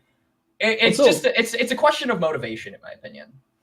It's also funny that even with the idea that booming can happen, nobody put them in relegation spot. Even with the fact that we think that they can just boom, nobody was putting them in relegation. Yeah, I think, I don't know. I feel... You land in the middle, right? So what are you thinking? I feel decent about my prospects for relegation, even though they do include Blue Otter. Yeah, I don't know. I mean, I see the arguments here. I do think this is a strong top side, though, particularly with Perry and Evolved. I think I'm a little higher on Evolved than it seems like most of the crew is. Like, I think he will be a strong mid laner. I think he was quite a strong mid laner the last time we saw him at the academy level. That was a long time ago, I know. But But I do think he's kind of NA nemesis in a lot of ways. He's like, I think he's interesting a comparison. strong, I think he's a strong prospect, solid all around, a very, very complete for like a tier 2 level player, but very unwilling to sully himself in the dregs of tier 2 long term, praying for an opportunity. Which I mean, I fully empathize with. By the way, it's tough. It's tough to be copy. Or copy. It's tough to be copy. It's tough to sit around in the dregs. Tough to be Spyrax, right? It's tough to sit around being a top tier 2 player, not getting looks from tier 1 long term. So I get why he stepped away after being a top 2 mid at academy and not getting offers. So I don't mean that as a disrespect to him, but yeah, like I think there's in another life he was probably a TSM long-term a long-term staple of NA tier 2, maybe even brushing up against tier 1 depending on how good his best splits look and opportunities that become available to If him. relegation was never taken away, he probably would have been an LCS Up and down winner a at some few point. times. Yeah, Yep. like I think there's another world where Cat Evolved is a player that is a lot more discussed in the competitive space than in this one. I think he and Perry will be a good duo. I think Viper will be okay. I also do not know what to think about Stunt, and that kind of helps me keep this team low. He and Viper both. Like I think 80 carries really stacked this split, so it's hard to be high on Viper, even though I think he'll fill the role fine.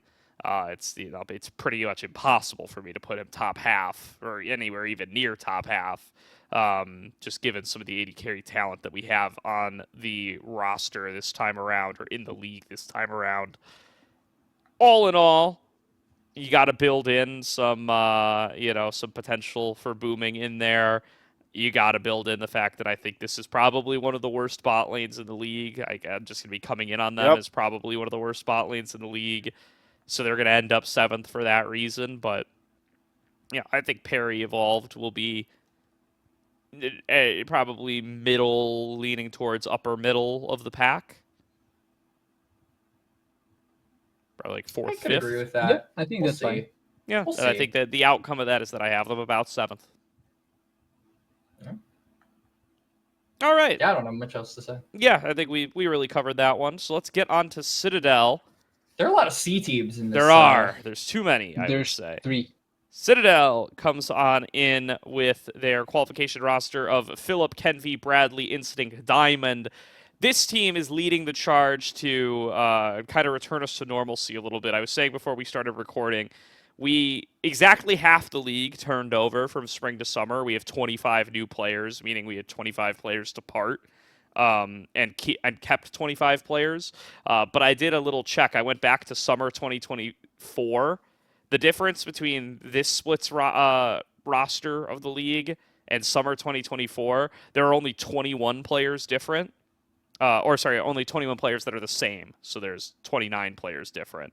So it's kind of... It's almost like, even with all the promotions and retirements that happened in between, it really does feel like we lost a bunch of players from last summer to this spring with a bunch of newbies, and then we just cycled them all right back out and brought back in all the same veterans from last summer again. And Citadel's leading the charge on that with their roster of Philip, Kenvy, Bradley, Instinct, and Diamond. So welcome back to all 5 of these guys who we missed in spring. And our current Aegis champions as and well. Our current so, ACL champions. The most important trophy of all. The most important piece of their resumes. All in all, that is enough for me to put this team 4th. God damn it, Gordo. 4 as well.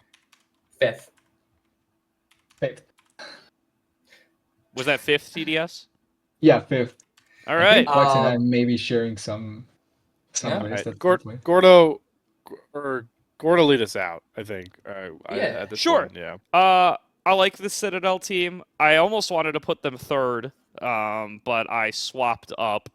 I swapped them down, swapped a team up, my previous 4th team up to 3rd. We can talk about them when I get to them.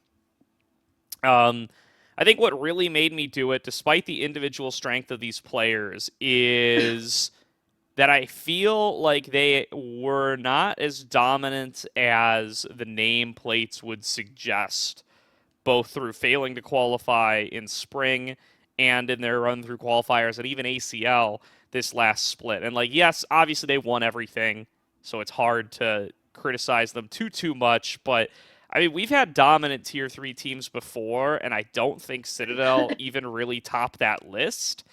And teams that were more dominant at lower levels than this Citadel team have done worse than the 4th place that I'm going to give to Citadel. It just feels like this, and I can't place my finger on why, it just feels like this group of 5 don't quite gel and become this unstoppable tier 2 team that it feels like it should be based on name value. If I had to make a guess at who it is, I would blame Kenvi. I feel like Kenvi does not look like former most valuable prospect Kenvi. Immortals LCS jungler, yeah. Yeah, he looks more like Immortals LCS jungler Kenvi, less like most valuable prospect 100 Thieves Academy Kenvi. Yeah. I agree with you on that actually, pretty hard. Yeah. Hell yeah. I think I share. One.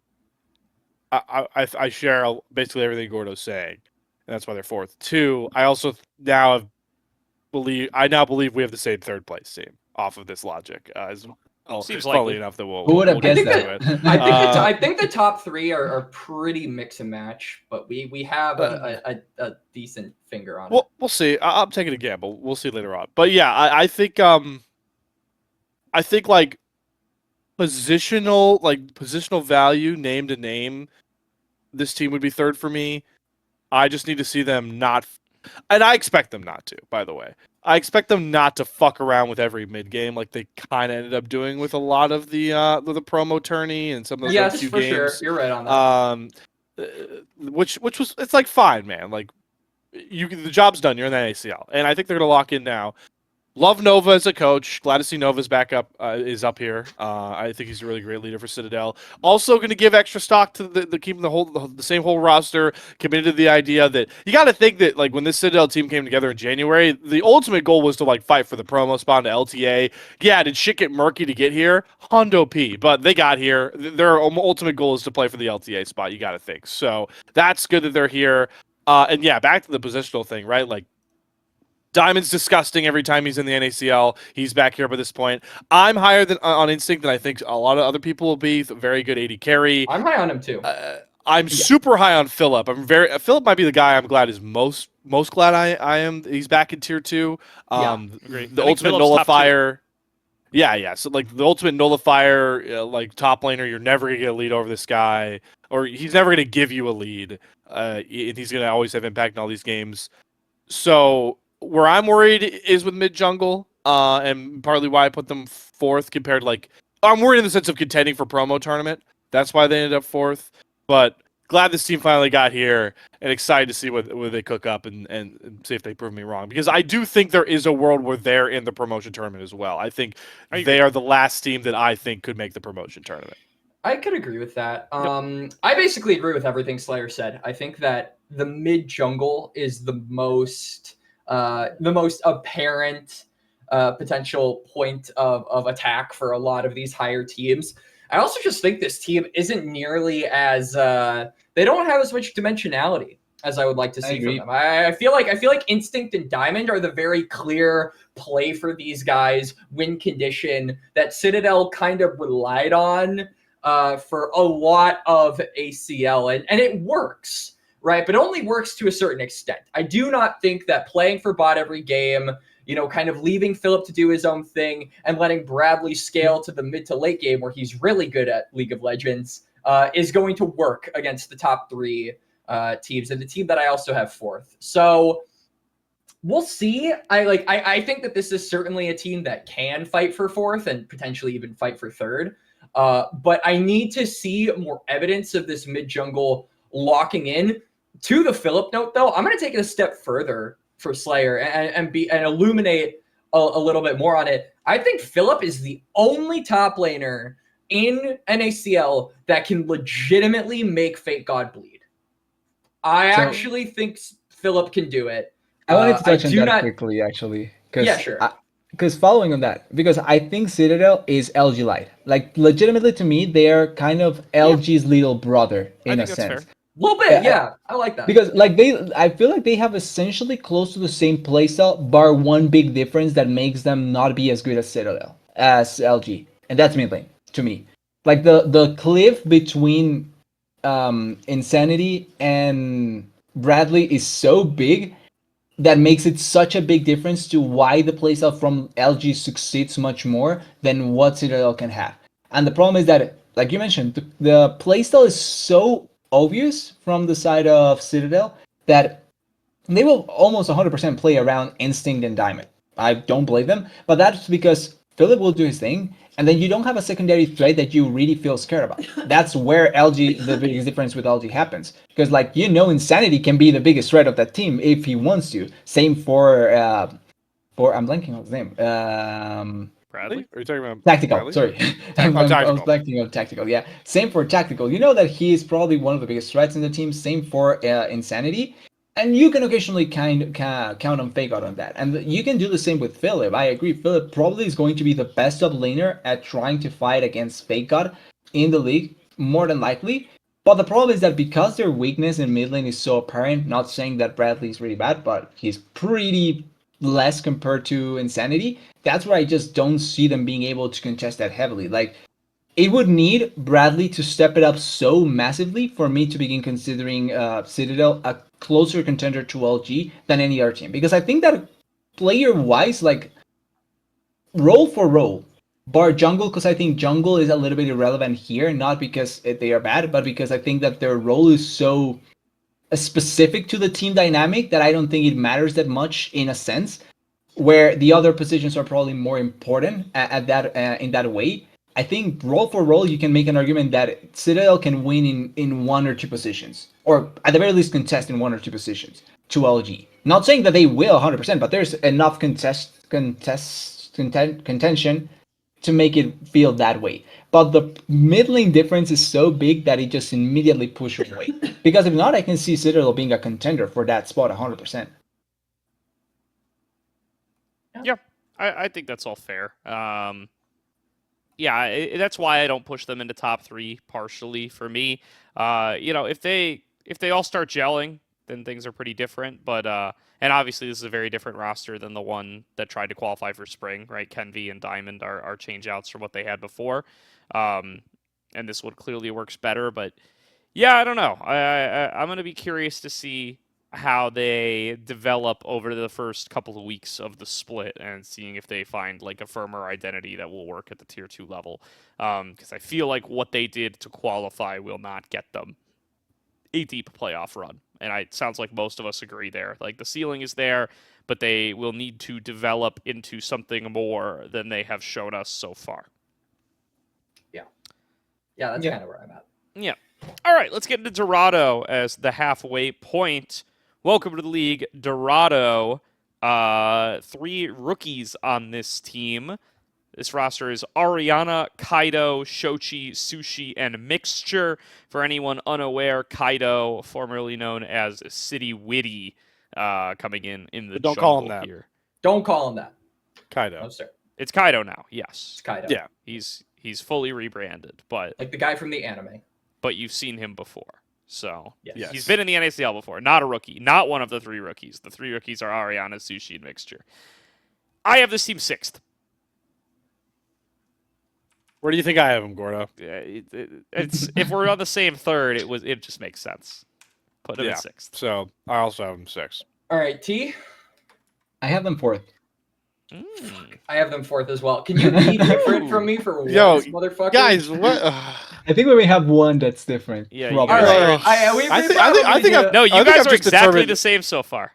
We are. Yeah, you guys are. See, You that's guys, Quax yeah. you guys are actually just. locked You guys are up. recency bias. These 2 are recency bias. All right. So, first of all, I just have to preface, I am a huge fan of this fucking team. Hell yeah. Well, Yes, yeah, there's that. it's recency. I want this team to succeed so fucking badly because I love basically all the players on this roster. Now, I do think the biggest way I want to open up this conversation and reasoning as to why I have Dorado at 4th is I initially had them at fourth before I heard that the Fatih Khan, Sushi transfer thing was going on. Like I solidly had this team at fourth.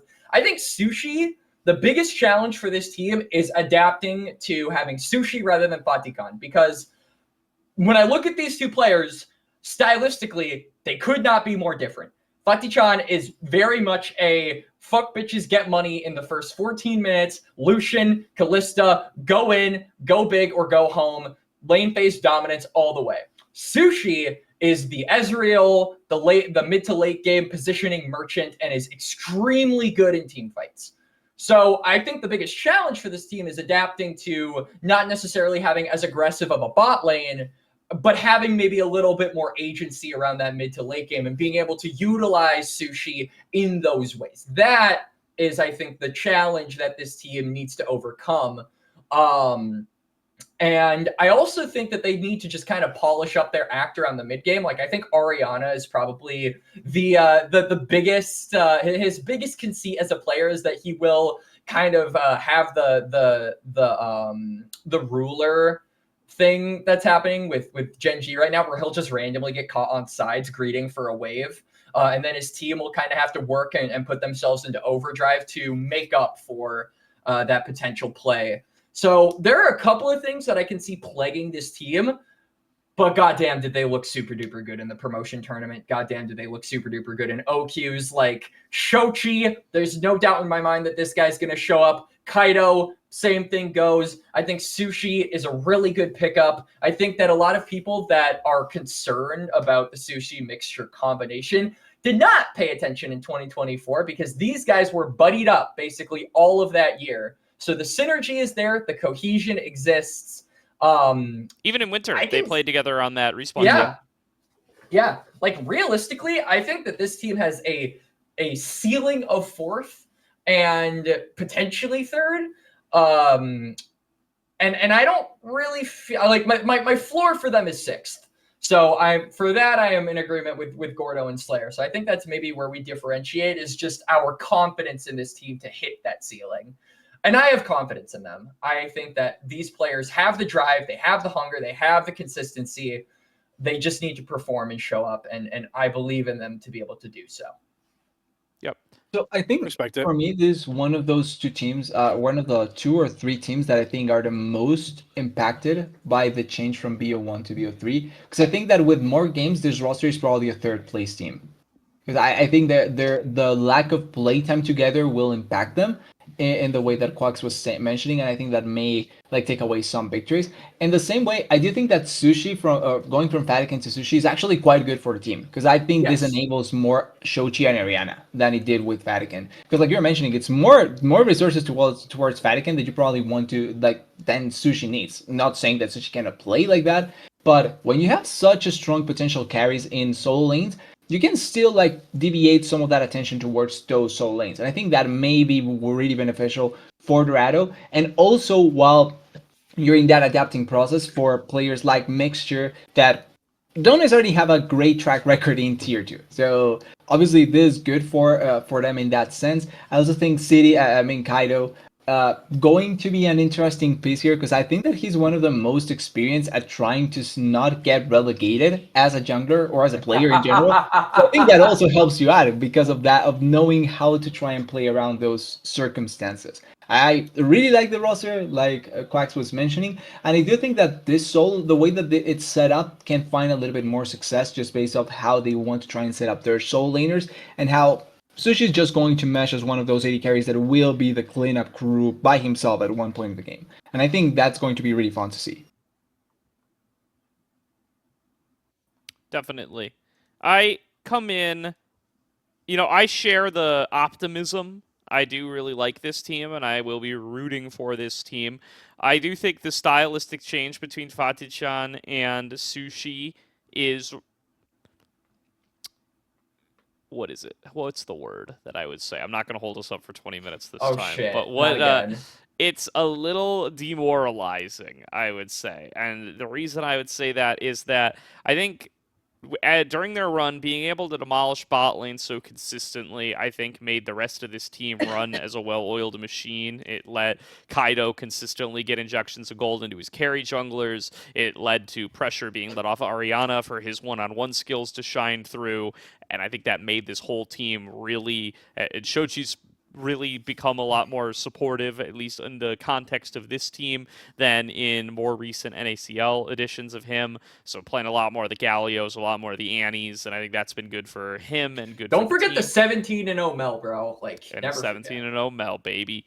So I think all of that was very good for Dorado. I think now if bot lane starts to become a more passive lane compared to how it was before, now I think there's still an identity here where you're a lot more all in on carry top lane and carry jungle, and you are playing around that top side of the map a lot more thoroughly, or lane swapping and playing around bottom side of the map. Like, I think that style is still there.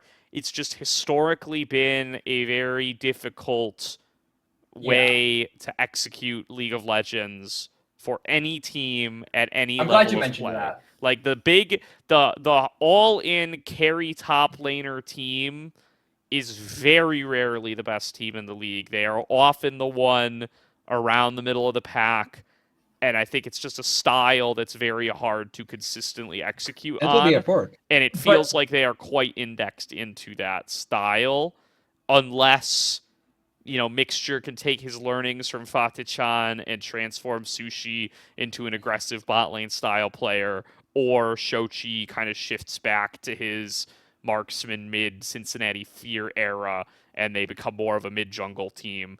Like, I think those are also possibilities, but I think my default assumption based on how all these players have played in recent splits is that this team feels indexed into playing around Ariana as their primary carry, and probably Kaido as their secondary carry, and those roles being your stars makes me worried. Well, I will say my little rebuttal to that is like very rarely do I feel like stomping in the laning phase is a consistent strategy, period. Sure. Like, you look at a lot of the top teams, they won't let you run over them in the laning phase. Like, I obviously think that Fatih-chan and Mixture was a really good bot lane.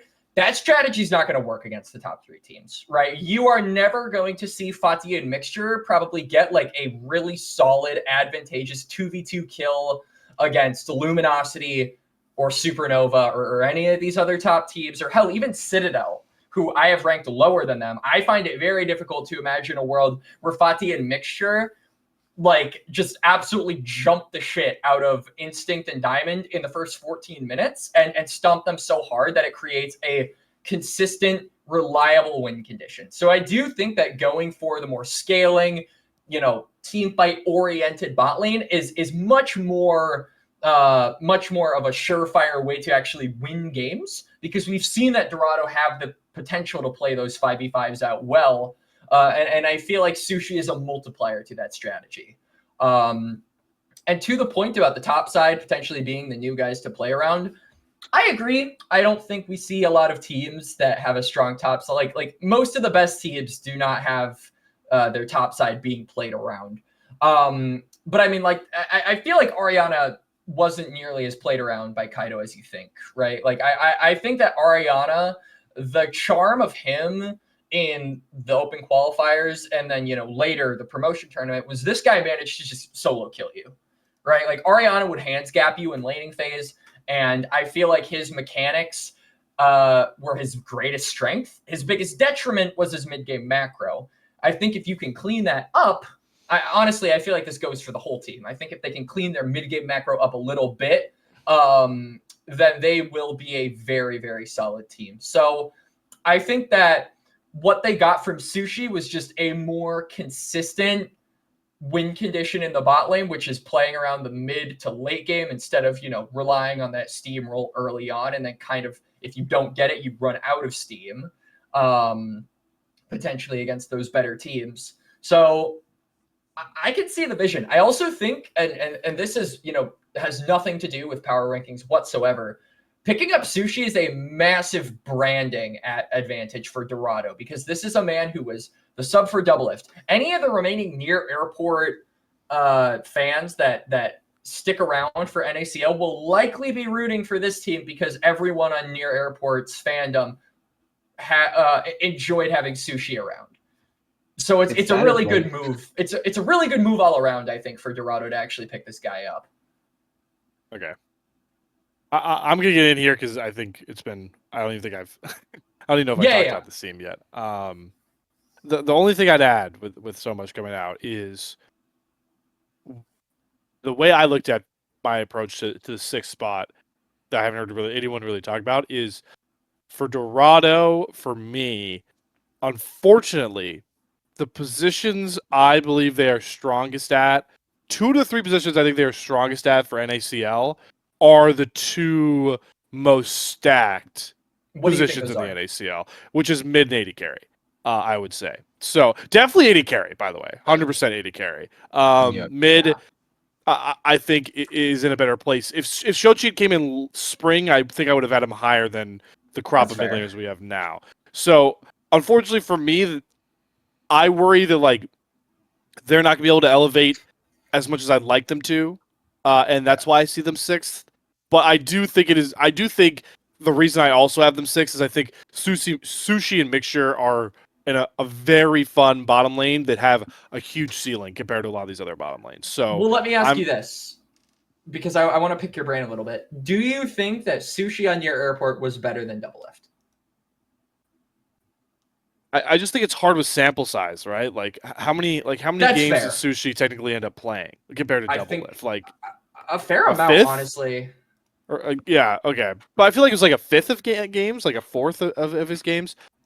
Yeah, I mean, I think Sushi looked better individually, maybe less so better fitting with his other teammates. It's just hard for me to grade.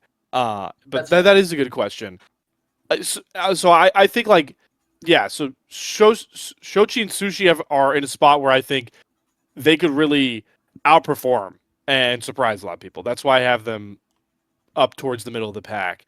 Very excited for Mixture and Support, which is just kind of like wide open outside of the top 2, 3, you'd really say.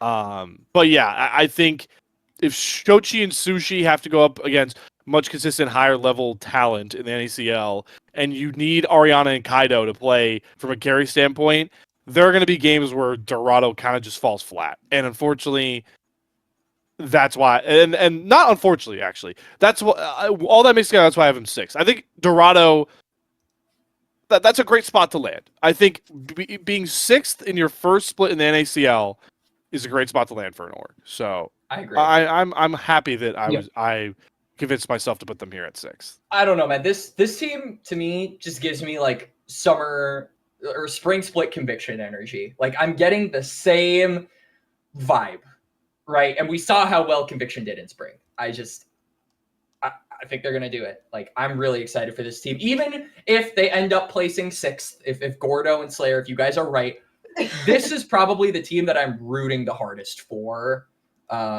In terms of like, I want them to succeed, right? Like I am probably going to be a Dorado fan in summer because I really fuck with their vision here. Yeah. Closing thoughts here is, there's a lot of pessimism, I think, around, especially like this is bleeding through in conversations about the format being bad. You'll constantly hear a lot of figureheads talk about how like NACL, because of the changes that it's gone through in the last couple of years, is like no longer an effective dev league, is no longer a league where rookies can succeed or get opportunities. And, implied alongside that is that the LTA orgs are the only places where teams and players were ever equipped to develop. And that's like, it feels like that's just getting proven wrong all the time. And I think Dorado is, I say this in a year where our first prospects who have never touched an LTA team are starting in the LTA in Scary Jerry and Zamudo. I think Dorado really is kind of just like another example of that, in that this is a team of 2 players who were in the promo relegation tournament last time they played in NACL, and 3 rookies, and we all have them like around middle of the pack. We're all like really optimistic about this team. So, Yeah. you know, despite all the doomerism that is constantly going on, I do think These are the good guys. These are the good guys, and despite all the doomerism, you know, there are still prospects coming up to get excited about. And Dorado, I think, is the home of the majority of those. I made a call on Twitter recently. Rookie of the split will probably be on this team. I agree. There's only 6 rookies total, so it's either going to be this one or it's going to be Vancouver Impact. I think it'll probably be this one. Yeah. All right.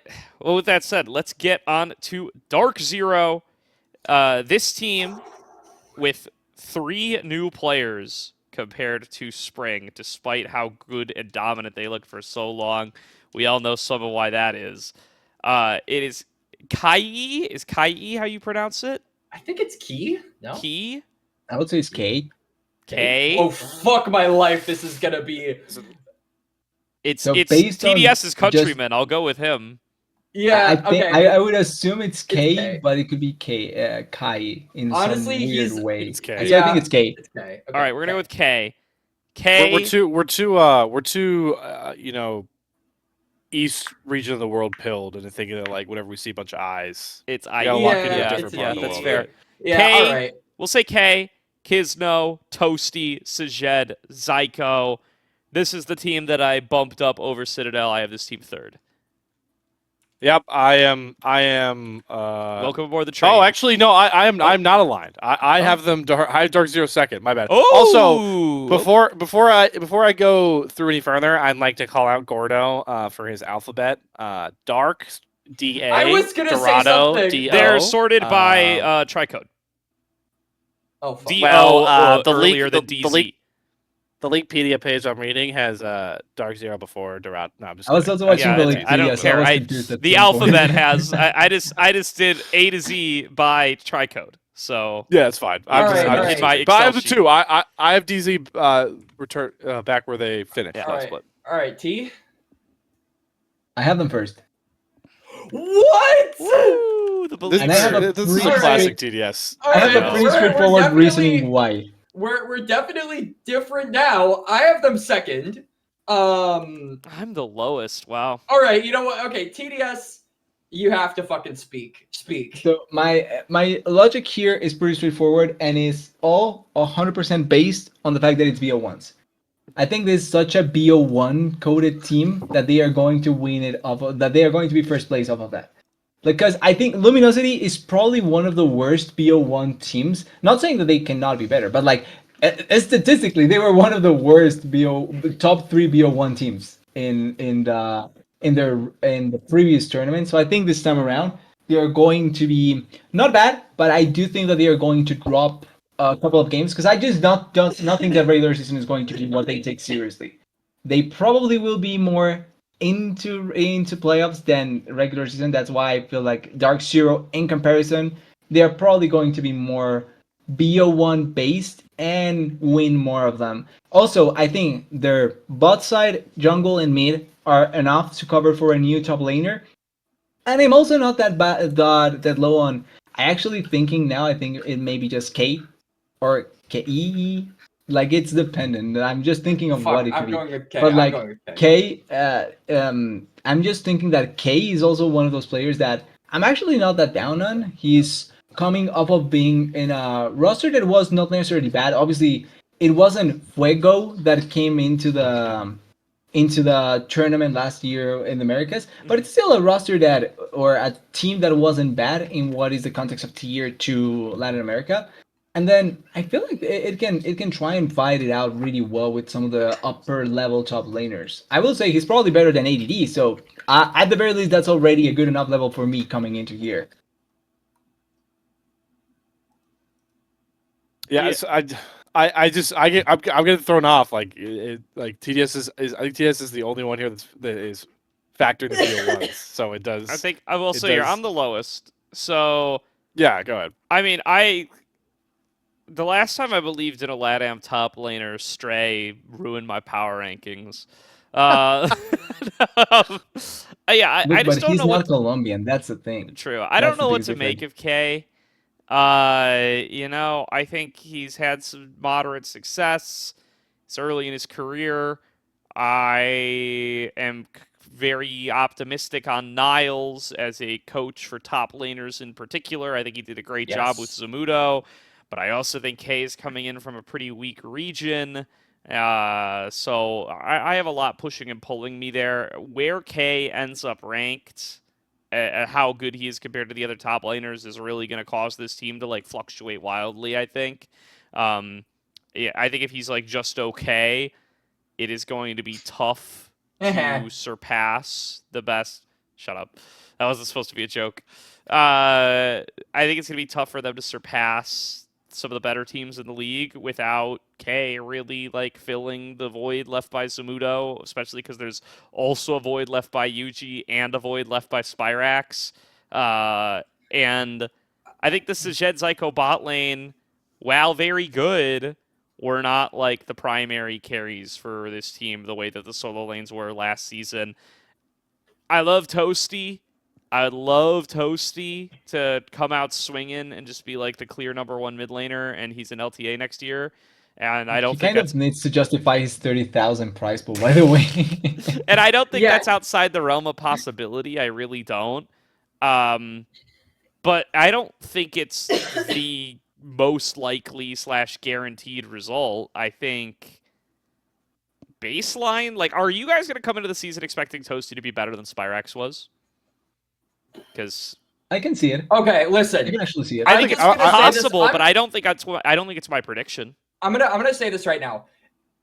Like TDS said, if you are going to gatekeep a player with a buyout of basically the League of Legends equivalent of like $1 bazillion, then he's probably pretty fucking good. If they are so confident and so desperate to keep him that they lock him behind the biggest buyout likely of the offseason, I think that might be a good indicator on his level that DZ don't want to let him go. Yeah, he really has to we justify all his saw price. his 2024. It's not like he gets a buff from the buyout. Like we No, know. I get that, but I am really high on Kisno and Toasty. Like, I think that this is a mid-jungle duo that, like, the reason that I have DZ this high is because I am comparing them to my third place team, which I think you all know who it is, but I'm not going to say it yet because I need to edge the audience.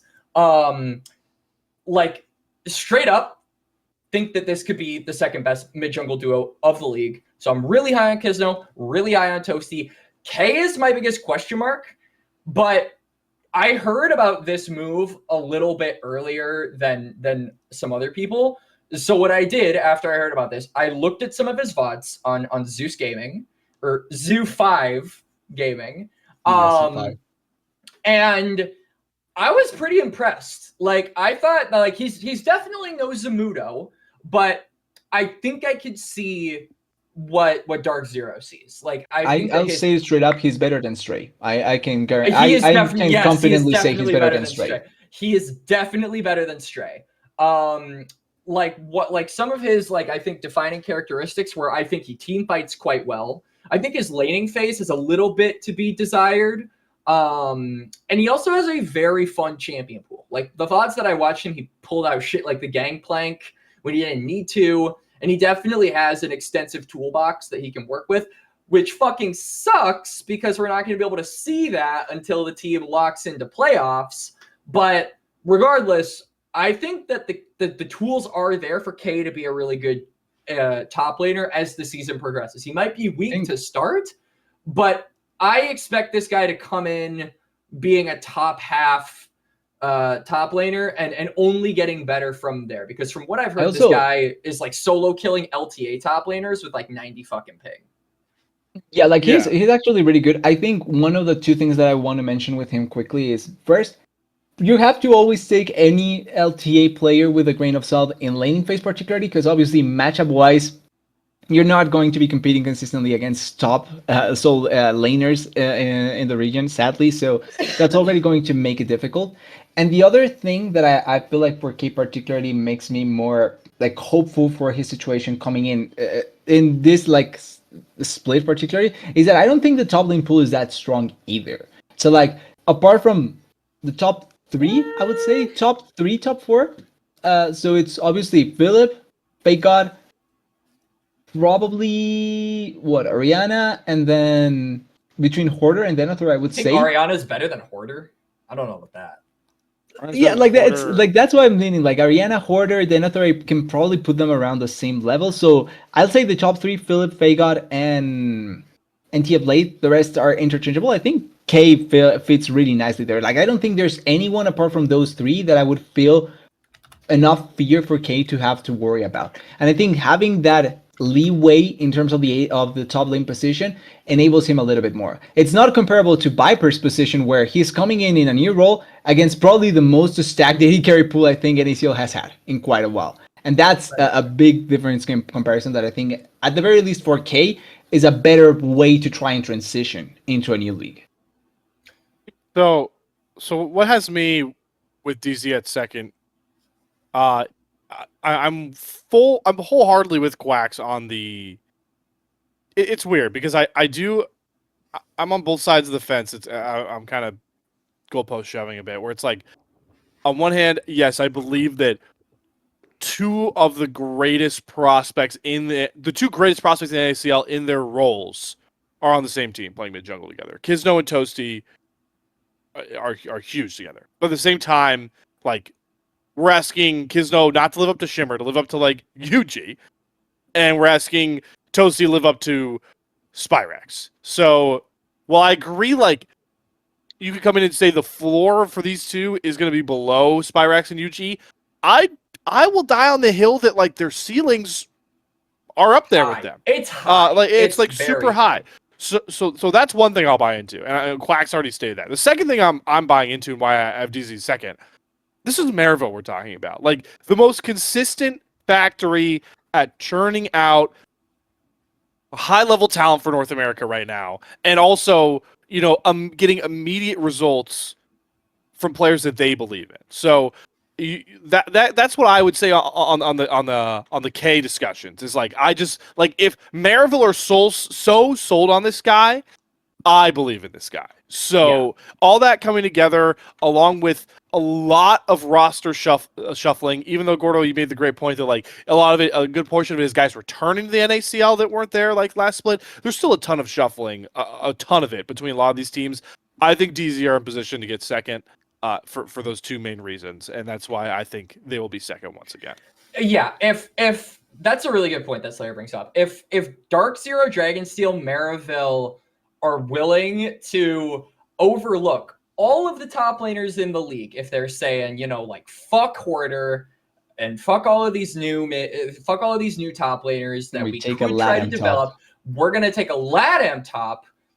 That, I think, has me that raises my eyebrow a little bit as to what either really good or he raises the GPA of the team, and that's why they brought him. I mean, realistically, I have not heard a single person be, like, low on this guy. Everything that I've heard through the grapevine has been K is fucking cracked. Pay attention to him.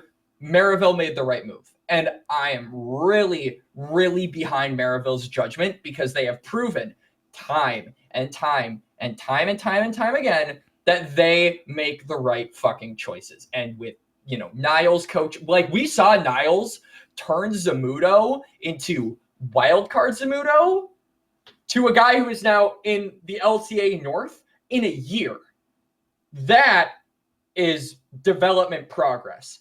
And I do not think that K, from what I have heard, was any worse than Zamudo when he was on wildcard. If they have faith in this player, I have faith in them, and by extension have faith in this player. So I think that when you are looking at this team holistically, they should not drop below third. If they drop below third, I will be very, very surprised. I think that Toasty and Kisno, though, this is their split to prove that they deserve to be an LTA. Kisno, I think, has done basically everything right. I think that Toasty being gone in spring has only increased the hype around this player, and he needs to live up to it. So this top side, I'm very excited for. I'm very high on. I do not see a world where they fuck up. So I'm But gonna there's die on only this. I'm gonna die on this way. hill. There's only one thing that I feel like you can be like really questioning about this team, and it's probably the fact that it's one of the first times that we've seen such a big overhaul. Probably like I'm not sure if Yeah. overhaul is the right word, but like a It is. pretty big Yeah. change in players. Because like Yeah. the only one remaining from a year ago is Ico, technically speaking. All the other players were That is changed. true. Yeah. And Zayed is the other longest player. So probably that's the only other part that I can see this roster like maybe floundering is that adaptation time that it's going to take them coming together. That being said, bot lane is staying together is probably the best news because they were one of the obviously strongest bot lanes in the league. So that kind of gives you a little bit of leeway once again. But it's probably the only other place where you can kind of grab a problem that may rise. Yep. Yeah. I think that's fair. I think I'll do some shadow boxing comparisons with my number 2 team once we get to them, but I think we can move on for now. Luminosity coming up next. Reigning champs, running it back, Let's speed run it. This one looking should to be get pretty on to quick. LTA. Fake God Tomio, Insanity, Tactical, and Zazel. Yeah, I have this team number 1. Yeah, they're number 1. They should be number they're 1. number 1. Well, I guess Nope. Not for TDS TDS. has to be different. if you factor out best of ones, I'm sure TDS would agree they're number They 1. would be number one if it's no BO1s. 100% agree with that. Where do you But, have them? All right, like, so what are they to you? Are they third? welcome the new format. I have them second. Okay. No, thank I think God. they are clear Thank second God, because like thank God, once I know. again, I think they may lose the occasional BO1 because like they are a team that I don't think takes that seriously the BO1s in a lot of those situations, but they still are pretty comfortably above what 90% of the competition that is against them. Like bar very specific, like way too specific matchups. I don't think they can screw up being top 2, and I think top 2 may be decided or top 1 may be decided by like a random head Just to a head random that game the league drop. has. No, like even a random head to head, like in the pre like the difference in time getting a win or something like that. That maybe even define the difference between top 1 and top 2. So I'm not putting anything else apart from LG. I do have a spicy take on them later on, but for now I think they're probably number 2 or Yeah. close to number 1 should Yeah. be. I'll And keep Quax, this you have like number 1? You have yeah, them he's number 1 too. Yeah. Yeah. I'll keep this short and brief. The worries we had going into playoffs were a bit valid for Luminosity, but like I figured would happen, like they just locked in playoffs, and everything clicked well, and it was a steamroll. So I really think this team is just in a flow state. They've got incredible talent. They know how to play together very well by this point. Shout out to Deos for getting them clicking, and we'll see you guys in promo tournament, man. That's where I'm at with this team. There's not much for me Yeah. to say. Yeah. I No, think I the mean- best case you could make against Luminosity last split was, and it's a case I made several times, it was Tomio is not in the same category as the other 4 players on this team, and that the other 4 players are like LCS gatekeepers. Tomio is not that, and there was room to create advantages in the jungle if you had some of the top tier junglers on your team. I think that was the best argument last split against Luminosity. And now Yuji and Spica are gone. So the jungle pool has just suffered serious casualties. I don't think Kaido and It's all good. We still have with Mojas. Kaido, Will. yeah, I don't think like the addition of like Kaido and Will and Kenvi replace that level of competition. So I think like, yeah, I mean, LG won last split, and I think they have like a clearer claim to first this split than they did Yeah. last So- split. Yep. No, the only change has been all the other teams, right? And like we said at the beginning of this episode or at the beginning of this power ranking, it's less top heavy. If they were able to dominate last split, they should be able to dominate this split. I think it's pretty easy math. This is just a team that needs to get ready for Disguised, right? Like I don't think their eyes should be set on being first because they don't necessarily have to set their eyes on being first. I feel like they just will be first. Maybe keep one eye on Estral. Yes. No. Like realistically, No. realistically though, just get ready for the promo tournament. We know these guys are almost certainly going to be involved in that.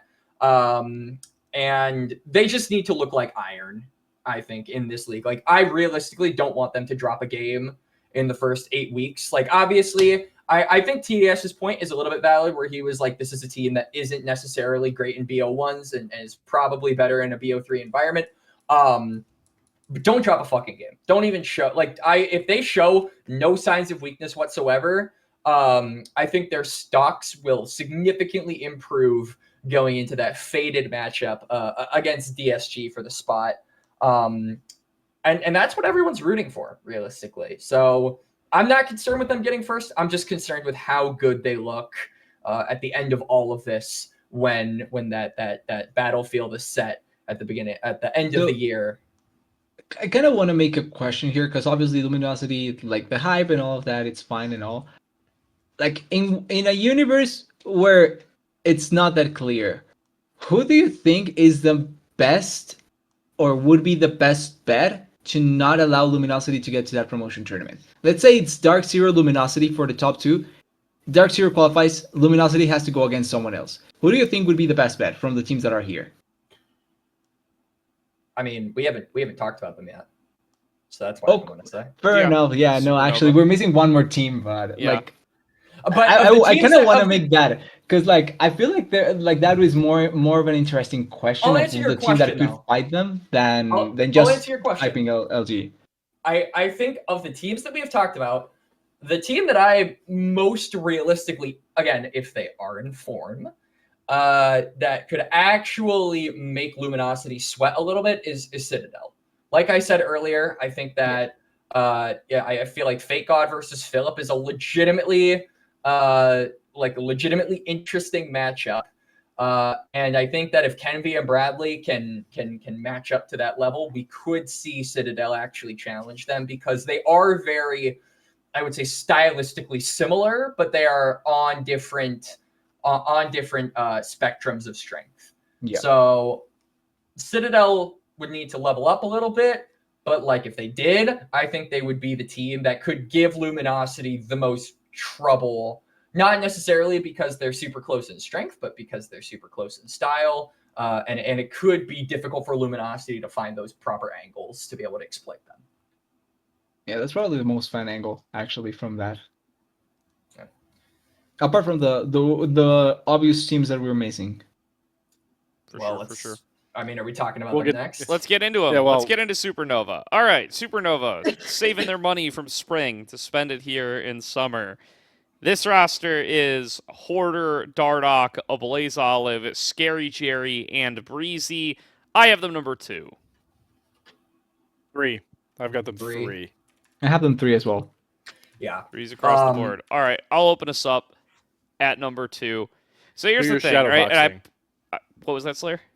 Do your shadow boxing. Yeah, I promised I would do this against DarkZero. So here's the thing, right?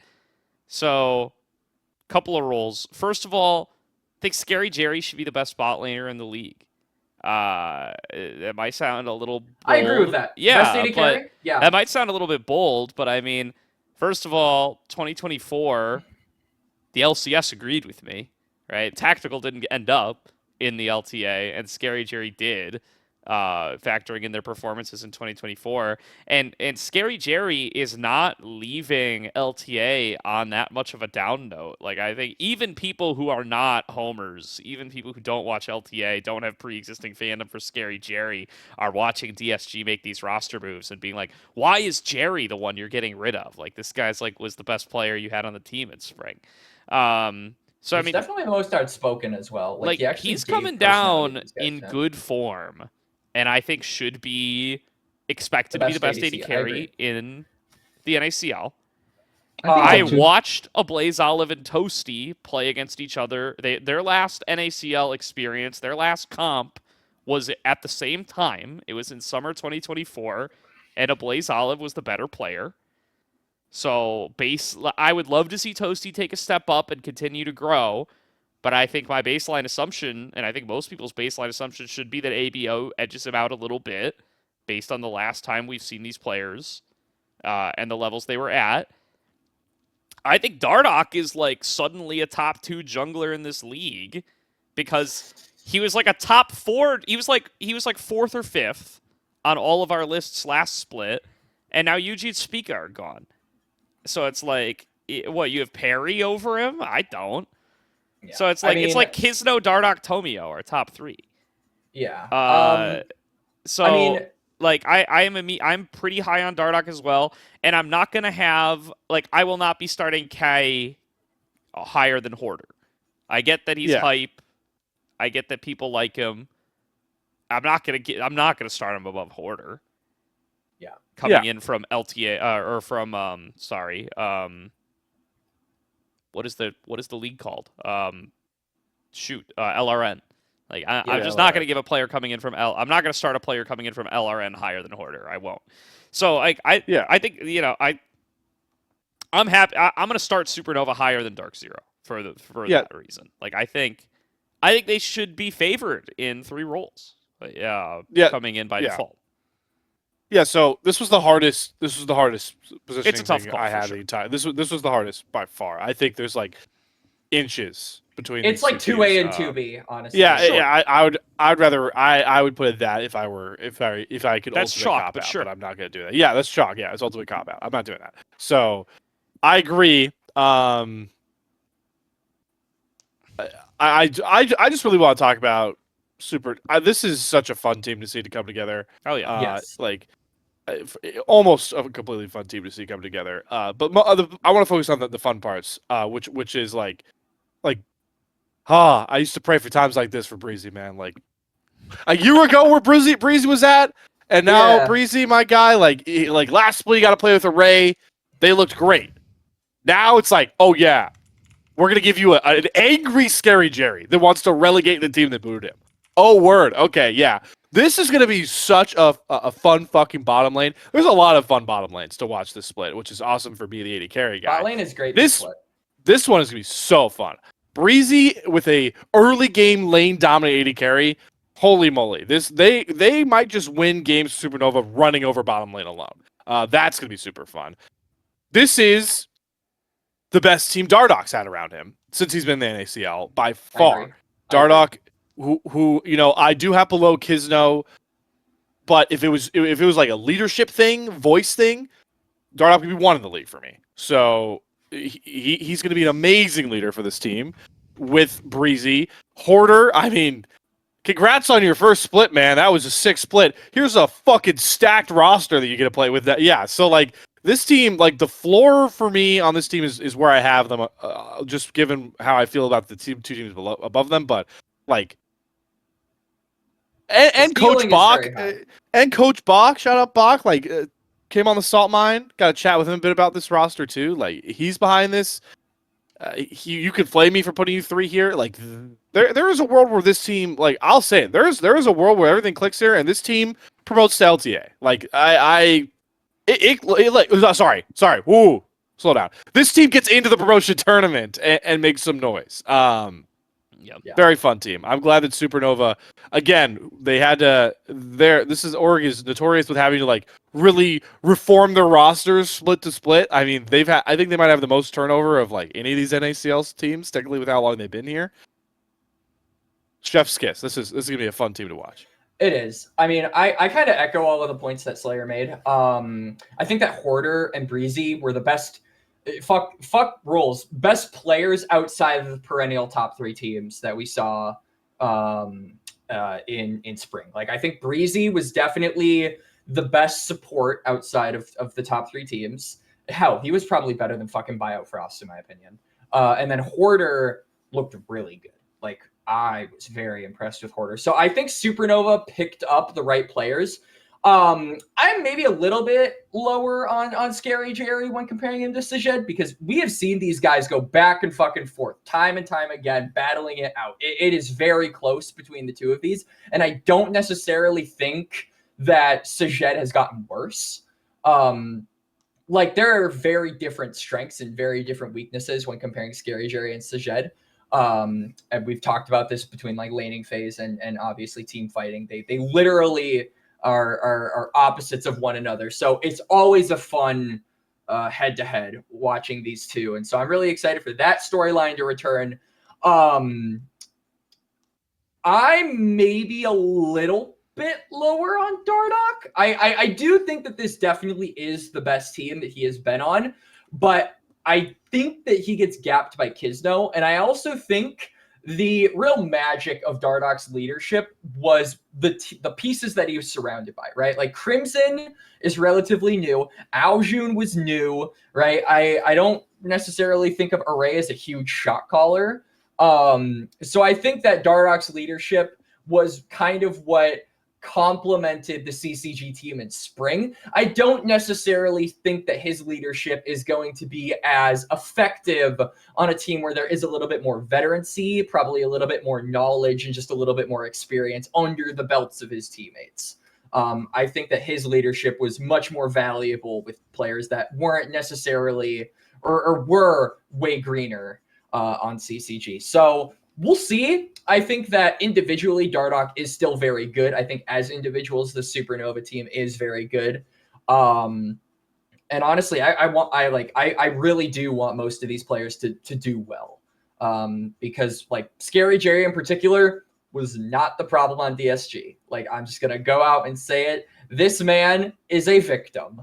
So I want him to get some revenge possibly on DSG, if it is possible, if this team looks good.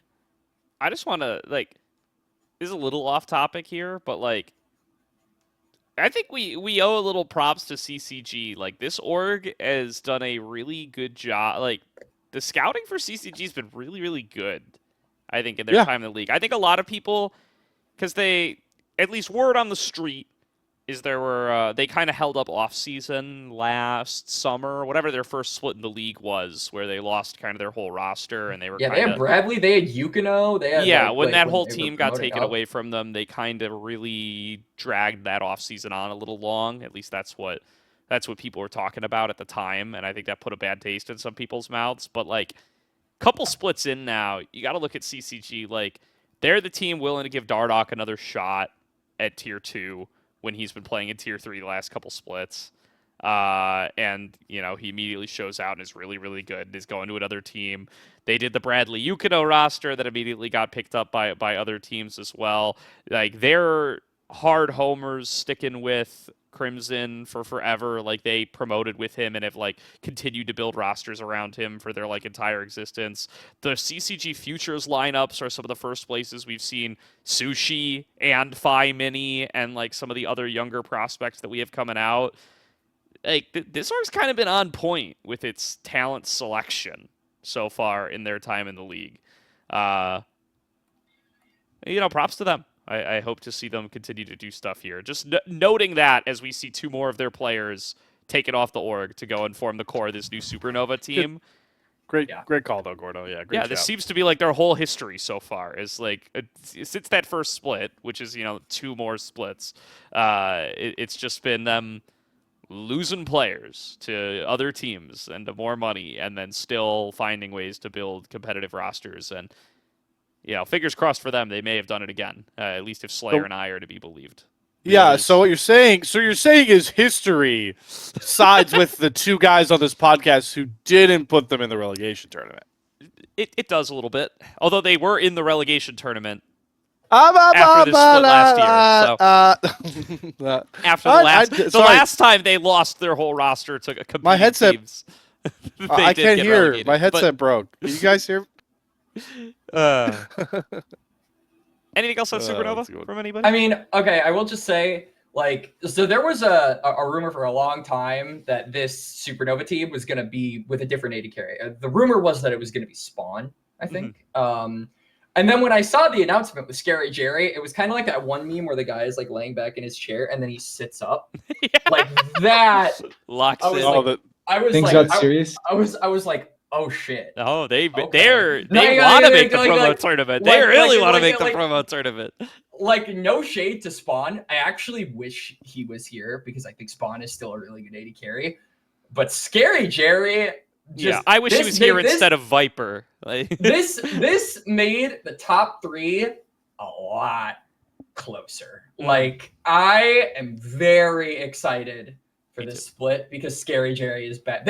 This is an exciting fucking split, guys. Seriously, watch NACL. These are good fucking teams, but on a bad fucking format. All right, so at least watch the NACL playoffs. You could just watch watch the the Salt playoffs, Line for the guys. regular season. Yeah. Watch ACL for the regular season. Yeah, We'll have a lot this of is these a cool teams. Watch all of I'm ACL excited. actually. Watch all of ACL, and watch the B stream. Hell yeah, Maybe. I don't know. Sure. multi-twitch it. Shameless plug. Hell yeah. Twitch. We'll talk. We'll do more shameless plugging after we're done here. Yes, of course. Are we ready for Vancouver Impact? I don't know. Are they ready for NACL? Oh, we'll find out. So Vancouver Impact coming on in. These guys are the artists formerly known as Jolly Rogers, and they are running the full roster that they qualified with. It is Dragoon, Will. Dare I say it? Could it possibly be true? It's No Sudsy way. in the mid lane, starting in Holy NACL. shit. Zev and Nukes. Hallelujah! It's finally happened for Sudsy, baby. I have this team 10th. Yep, I was about to say, Sudsy, welcome to the league. Enjoy the relegation promotion tournament. You can now call it the relegation tournament, my friend. 10th. I have the 10th. Well, he can defend his place there actually, because that's True, he is his, the his relegation sanctuary. king, actually. He's kind of a cheat Well, code once you're in. This is the funny part. Is it always was he was the promotion tournament king? Yeah, can he but now he defend becomes as the well as he relegation. attack? Yeah, Can he but now say- he, He's a can he be the gatekeeper. relegation tournament king? That's he did attack. Can he protect? Yeah. I have this team 10th as well. TDS? I have them 8. Give them 8? You have them staying up. Eight. Yeah, I have Oh them my 8. god, I love it because that means TDS is a hater with me, but we'll get to them in a bit. Vancouver Impact. Oh, TDS, no, you're the I've highest. always- Talk us up, brother. You I've got him al- 8. You have like him the out team of that is relegation. remaining, by the way. Yeah, the team that is remaining, by the way. I've always been a hater. I'm proud of that I feel now. that. Yeah. That's like- Gordo, the but- three of us have them relegated, by the way. If you Yeah. do. So the thing for me that makes me a believer of the team is the fact that I think that the team that is 10th is obviously below them. I think CCG kind of will not deliver on the expectation. And I think that this team, for all that it is left on, I think that Seb is going to surprise. I think Nukes obviously is probably not going to be as high quality, but I think that he What? probably will Nukes not is be... like the guy that I'm most. Nukes is the guy that everyone was most I'm more excited interested in for. Seb than Nukes, in all honesty. And yeah, like in bot lane, I'm probably more interested in Seb than Nukes. I don't think that Nukes will be a liability, though. I think that Nukes is actually good enough to be able to sustain himself. Not a liability, but I don't think he's going to surprise. I do think, though, that Dragoon and will be a really strong top lane jungle duo. Like, I think they probably will define a lot of the games by themselves. And once again, it's B1. So I do think that they have it in them to find random wins against multiple rosters, especially teams that are iffy when it comes to top laners. There's a couple of top lanes that you can try and take advantage of, and I think that this can be a place where particularly Jolly Rogers can really make it work out. Ooh. Also, I think that the last place team that I'm going to mention, I just do not have hope in them making it work out at all, because I really don't like the roster for a third year in a row. Yeah, pretty much. I mean, to be honest with you, I feel like the sentiment here is just that, like, these guys kind of struggled in the promotion tournament, and I feel like the level of play is obviously going to increase. I think we have seen good moments from this top side, right? But like it's just hard to see these guys like can you honestly tell me with full confidence in your voice that Dragoon, keep in mind from my placements, I have Citadel 5th, and this is the middle of the pack. Can you in good conscience tell me that Dragoon is going to gap Philip? No, you can't. If you can, But he doesn't need to gap Philip. Hit me up on Twitter. Hit me up on Discord. I will have a discussion with you. I'm not even fucking kidding. But he doesn't need to gap Philip. He needs to gap Denethor, or he needs to gap Quacker, or he needs to gap Crimson. That's the not thing. touch You don't Denethor, need to brother. gap Philip, but he doesn't need to gap Philip. Like if Philip is your he bar, is not fucking he doesn't gapping need to Denethor. do that. He is not gapping Denethor. I would say it's more believable to gap Denethor than to gap Philip. Yeah, sure. Well, yeah. Well, Yeah, exactly. yeah. Okay, well, yeah, It's no very- shit, it's but a like, better, yeah, but that's the thing. Like if my bar is either 9 or 7. I'll take a 7 from that 9. Like, it's more believable to do that, and I can see them do that more consistently. That's the thing. I really don't think that listen, I like these players, and to be honest with you, my hope for this team at the end of the day is that we kind of get like a okay, don't take this the wrong way. I'm going to illuminate on this point. So just hold your pitchforks. I hope that we kind of get a pulse situation here from Vancouver Impact, which is like some of their players have some really strong individual showings. Like obviously from Pulse's team at the end, a lot of people thought really highly of like Hub, right? And I think that we could have a similar situation for like Nukes, because Nukes is the player that I'm really looking forward to watching. I think a lot of people were rightly high on him in the promotion tournament, and OQs had a lot of confidence in this guy as a very strong support, which is not something you hear a lot of people say. I think notoriously, besides mid, support is NA's weakest position. So when you hear a lot of people, kind of pass over on the performances of the more flashy roles and say this Nukes guy is really good, the support is really good, I think that speaks a lot to the level that he has the ability to get to. So I'm hopeful that we just get to see strong individual performances from most of these players. But like I am most notably rooting for Nukes to have a nice breakout performance to the point where eyes get attracted to him outside of just this split. I like that. I like spotlighted Nukes. I'll keep this one kind of simplistic and kind of go on maybe the as I like to call it, the Gordo logic, with the sense that he always ranks ranking the players individually and then like encapsulating. Like this is the second to worst. This is the second to lowest bottom lane in my mind. Yes, I'm saying Viper and Stunt will be worse than this bottom lane. Come fight me. I agree. So second worst bottom lane in the league. Worse. Well, wait, no, I think they're better. Wait, no, I don't agree with you. Fuck off. I think Viper and Stun are worse than Zev and Nukes. That's what I'm saying. Yeah, okay, I don't agree with that. I initially agree with that, but because I thought you said they were better. Never mind. Yeah, okay. So then Sudsy, maybe 8th or even 9th mid laner. I'll say 10th, man. I'm sorry, but okay, yeah, I mean 10th. That's fair. This is a stacked mid pool. It is. Yeah. It's a hard pool, and Sudsy deserves to be here. God damn it! But I have him 10th. That's yeah. So like this, like all these players deserve to be here. Like I'm just saying I'm saying what the truth. Like Will, I think is like 9th.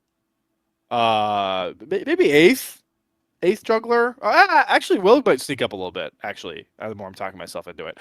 And then yeah, like Dragoon. It's just rough out here. I will say this will be a great experience. Sudsy finally getting to play, especially for Zev and Nukes like Quax was talking about. Let's see how you guys look defending your spot, or I look silly. One of the two is going to happen. Yeah. I think we can leave it off there. Like, we really don't have a lot to say. Yeah, I mean, it would be cool for, like big upset here would be one of these guys winning Rookie of the Split. Assuming you don't count Kai as a contender, which I think I don't. I think I'll say LRN means you've already been tier 2 because they feed into the same tournament as us. I don't know how firmly I believe that, but that's the rule I'll operate on for now. But it would be cool for like Nukes and Zev to really surprise everyone and be really good. I just, think it's less likely than not. Yeah. I mean, I largely agree with these kind of player ranking stuff that Slayer said. He's kind of just reading off stuff that I have in front of me. I largely agree. It's tough to make a case for this group of 5, and I don't know. I haven't really seen evidence that they have some kind of like mega synergy either. I think it's just they were better than the competition for promo tournament, but I doubt that will carry over into what is going to be a much harder event in 2025 summer. All right, let's round things out and let's get TDS flamed a little bit more. Winthrop University going to be our final team It is Denethor, Wilson, Sword, Mobility, only 35, running back the same team from spring. I have You know this him, you team love him. 8th. I have them I have them 9th. I have them 8th. This It's is And this is TDS has them 10th. the most dude. We are just the disrespect show of Winthrop because Yeah, I am. they showed up in spring. They almost took down near airport They not did. once, not twice, but 3 fucking times to the point where the near airport fans got racist toward these players. It was They went bad. so hard that near airport fans got racist. Like it was bad. Like, okay, listen. I have probably the least to say about Winthrop as a team because frankly, this team has been together for so long that I would just be echoing what I said in spring. I think that mobility is really I think that mobility is really good. Had a good spring. I think that Denethor is really good. Had a good spring. I think this team has a lot of upswings still, but I just God fucking damn it. I don't know what it is about like the Wilson Sword mid jungle because they did good in spring as well. Like I was really surprised by Wilson in particular. I just can't get high on this team for some reason. Yeah. It's just like the medication that people go on for coping on this team. It doesn't work for me. I need to be prescribed something different. I'm sorry. I don't hate this team. They're just where they are for whatever reason, okay? I'm sorry. Yeah, I am similarly vaccinated against Winthrop hype. I just can't make it happen, man. I don't like I am just They were- perma low on Sword and Wilson, and I have not seen enough even in spring where they did better. I agree they did better than expected, but it's only Yeah. they did better than I expected them to. They outperformed my expectations. I'm happy to own up to that, but in the face of my entire pool of knowledge, it's only moved the needle like a little bit, and it hasn't been enough to like meaningfully raise them in my rankings. Yeah. I think there's also like less weaker teams compared to like Yeah, it's a last harder play because I league. feel like last play with the surprising addition of Blue Otter, there were also like weaker. It was just or Blue Otter and Supernova. There were weaker teams already in the form of Poolstar and AMI. Sadly, this time around, I think you can make the argument. I think it's fair if Vancouver is the weakest team, quote unquote, right? Sure. But if Vancouver is the weakest team, I think then you see the jump that the rest are actually quite good. And the division between that weaker bottom side from previously to this one makes it a little bit harder for them.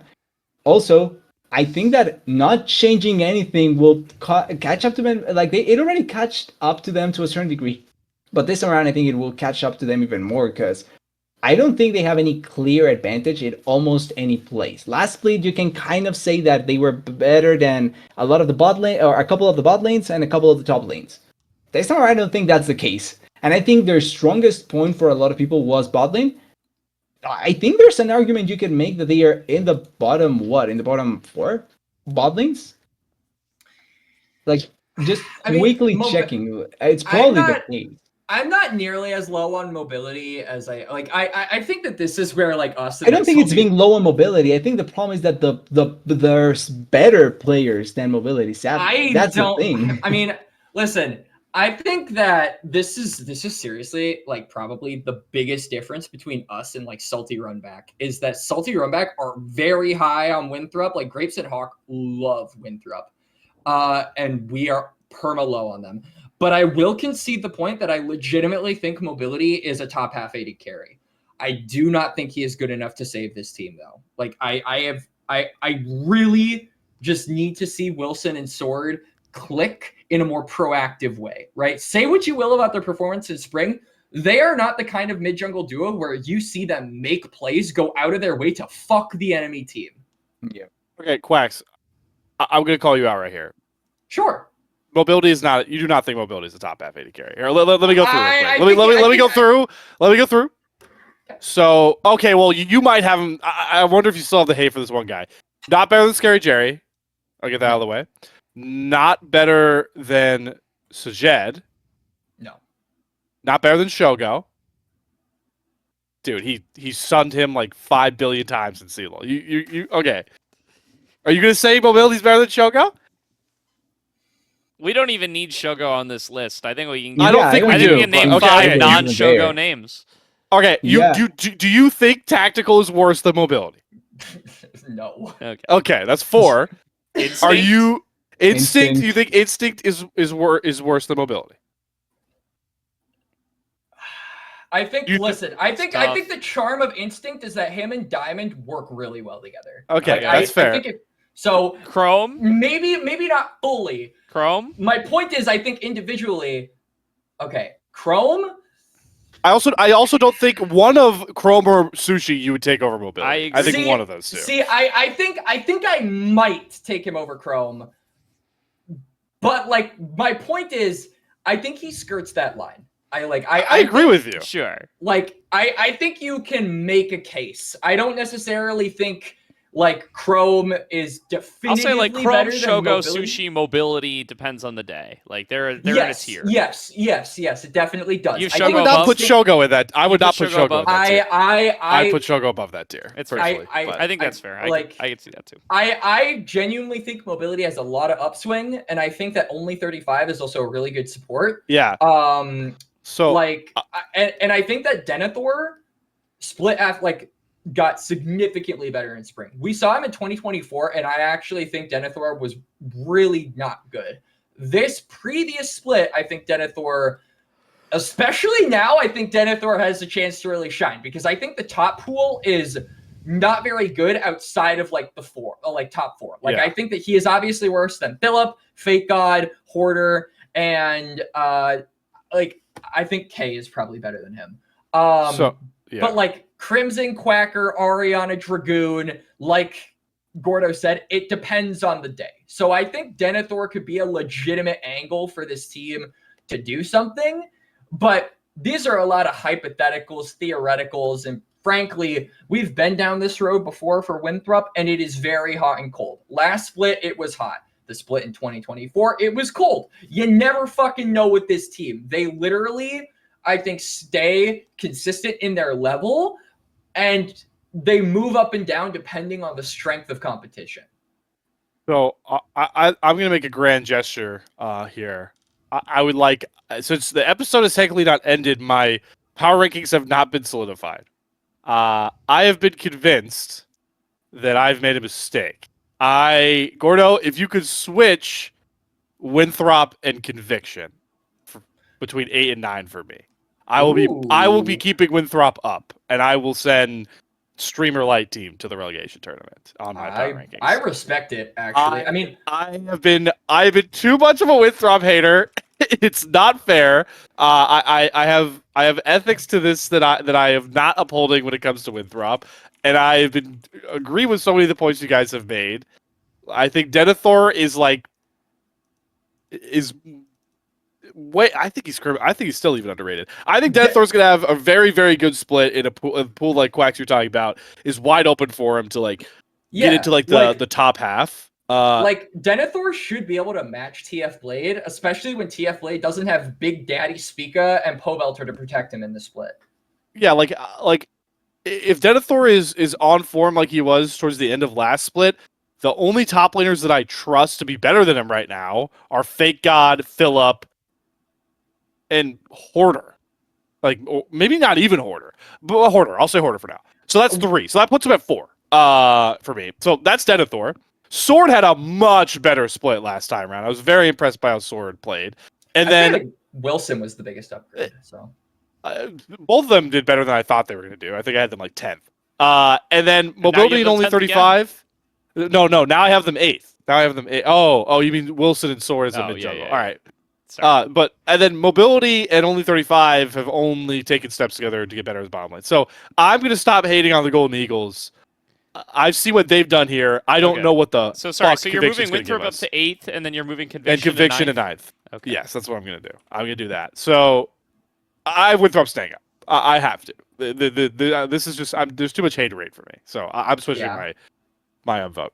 yeah, I mean, I'm not hating on these guys, but it's just like I feel like this should definitely show how close I feel all of the teams in this split are. split. Like, I think that I am pretty confident in my Vancouver Impact placement, pretty confident in my Luminosity placement.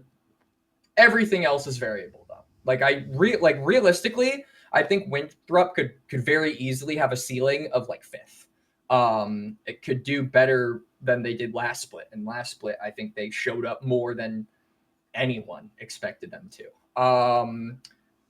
So yeah, like, I don't hate this team. I like that. Again, this is just me being a doubter. There's a difference between being a doubter and a hater. I am a doubter. TDS is a fucking hater, okay? I think that's fair. TDS left us a message in chat. He's got to go look after his dogs real quick. So I don't know when he's going to be back, but we can get into our aggregated rankings here. So Yeah, let's hear him out. yeah, so sorting us through on aggregate, we have Luminosity in first. We have DarkZero in second. We have Supernova in third. Citadel in fourth. Dorado in fifth. It is a tie between Conviction and CCG for 6th, 7th. That was caused by Slayer swapping. If Slayer hadn't swapped, Conviction gets sole possession of 6th, and CCG gets sole possession of 7th. 8th is Blue Otter, 9th is Winthrop, and 10th is Vancouver Impact. Obviously, I don't disagree. I don't agree with all of those, but I think all in all, pretty decent consensus list that I'm not too ashamed to publish. Yeah. I mean, like, this is shaping up to be a really fun split. Like, I'm going to keep it real. If I would be more excited for the summer split than the spring split, if the format was the same. I think best of threes with all of these teams, this is a very stacked split. I really think that every single team has the ability to show up. And like, I think it's fun because I think everyone here has like a favorite. Like, I am personally going to be really cheering for Dorado. I think that Slayer is going to be cheering for CCG, right? TDS is kind of going to be cheering for DarkZero because he put them in or Supernova because he put them in first, I think. And then Gordo, you're cheering for who?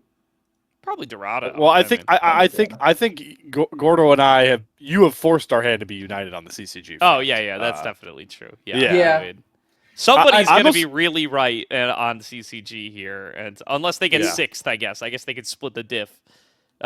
Well, no, that would still be a win for us because we had 5th. Yeah, and they had 9th. Right. So I guess 7th would be 7th would 2 be spots away from each of us. 7th would be splitting the diff. I feel like if they're honestly, I'm willing to give 7th to them. I feel like if they get 7th, they're more right than we are. Yeah, I mean, I would agree. But that's fine because they're going to be 6th or better. There's a lot of variance between these power rankings, and that's what I really like. Also, just quickly, I kind of want to make the point, just in case, that the decision between Vancouver, I want to call him Jolly Rancher so much, Vancouver and CCG was essentially just a coin flip because I really think either of them could be 8th or 9th. I just bank on CCG's disaster more than Vancouver's badness, Such to put it like that. Vancouver believer. All right. Well, only one more thing to talk about here, which is that applications are open for ACL 7, the 2025 Summer ACL, which has all the makings of our best split T2 ever. As this, if you like best of threes. Well, we got best of threes, we got full fearless, we got all that stuff. We got the new format from last split, still holding out of that one, just with the addition of a seeding committee and a new reseeding algorithm. But none of that is as important as the fact that we are now a Riot officially recognized Tier 2 event, meaning that active NACL teams and players are now welcome to participate in the ACL in season. So that should very well have every possibility of making this the most competitive ACL ever. Traditionally, the most competitive ACLs are the fall ACLs when NACL teams are allowed to participate. But the thing about fall events is that they are the off-season. There's no OQ for a very long time, and some people like to take breaks in between the NACL splits. So we lose some players to taking breaks during fall ACL because of when it falls in the calendar. This summer ACL, we have the NACL players, but they are in season, and we have OQ players that are also in season. They are heavily incentivized to come and play against the active NACL players as they try to prepare themselves for their own promotion tournament. So this should be, it has all the pieces in place to be the most competitive ACL ever. All we need is for those teams to all sign up. And I know the signups so far are already looking very, very, very good. Very promising. And we always get a big rush in the last couple of days. So to anybody tuning in, make sure you're part of that rush. The applications are open. They close on Saturday. I'm going to make sure I'm 100% right on that. Maybe get them in by Friday just to be 100% sure. But application deadline is Saturday, July 19th at 11:59 p.m. PT. So that is 3:59. Yes, 3:59 ET. Yes? Yeah. And I'm not good Slayer's at my numbers. PT to ET expert here. I hope he's Wait, say it one more time. 11:59 p.m. PT is 3:59 a.m. ET. Yes? 3 hours ahead? No, 2:59. 2:59. 2:59 is 11:59 would be 2:59. Yeah. yes. And- Yes, you're right. Thank you for that. Good job. Yeah.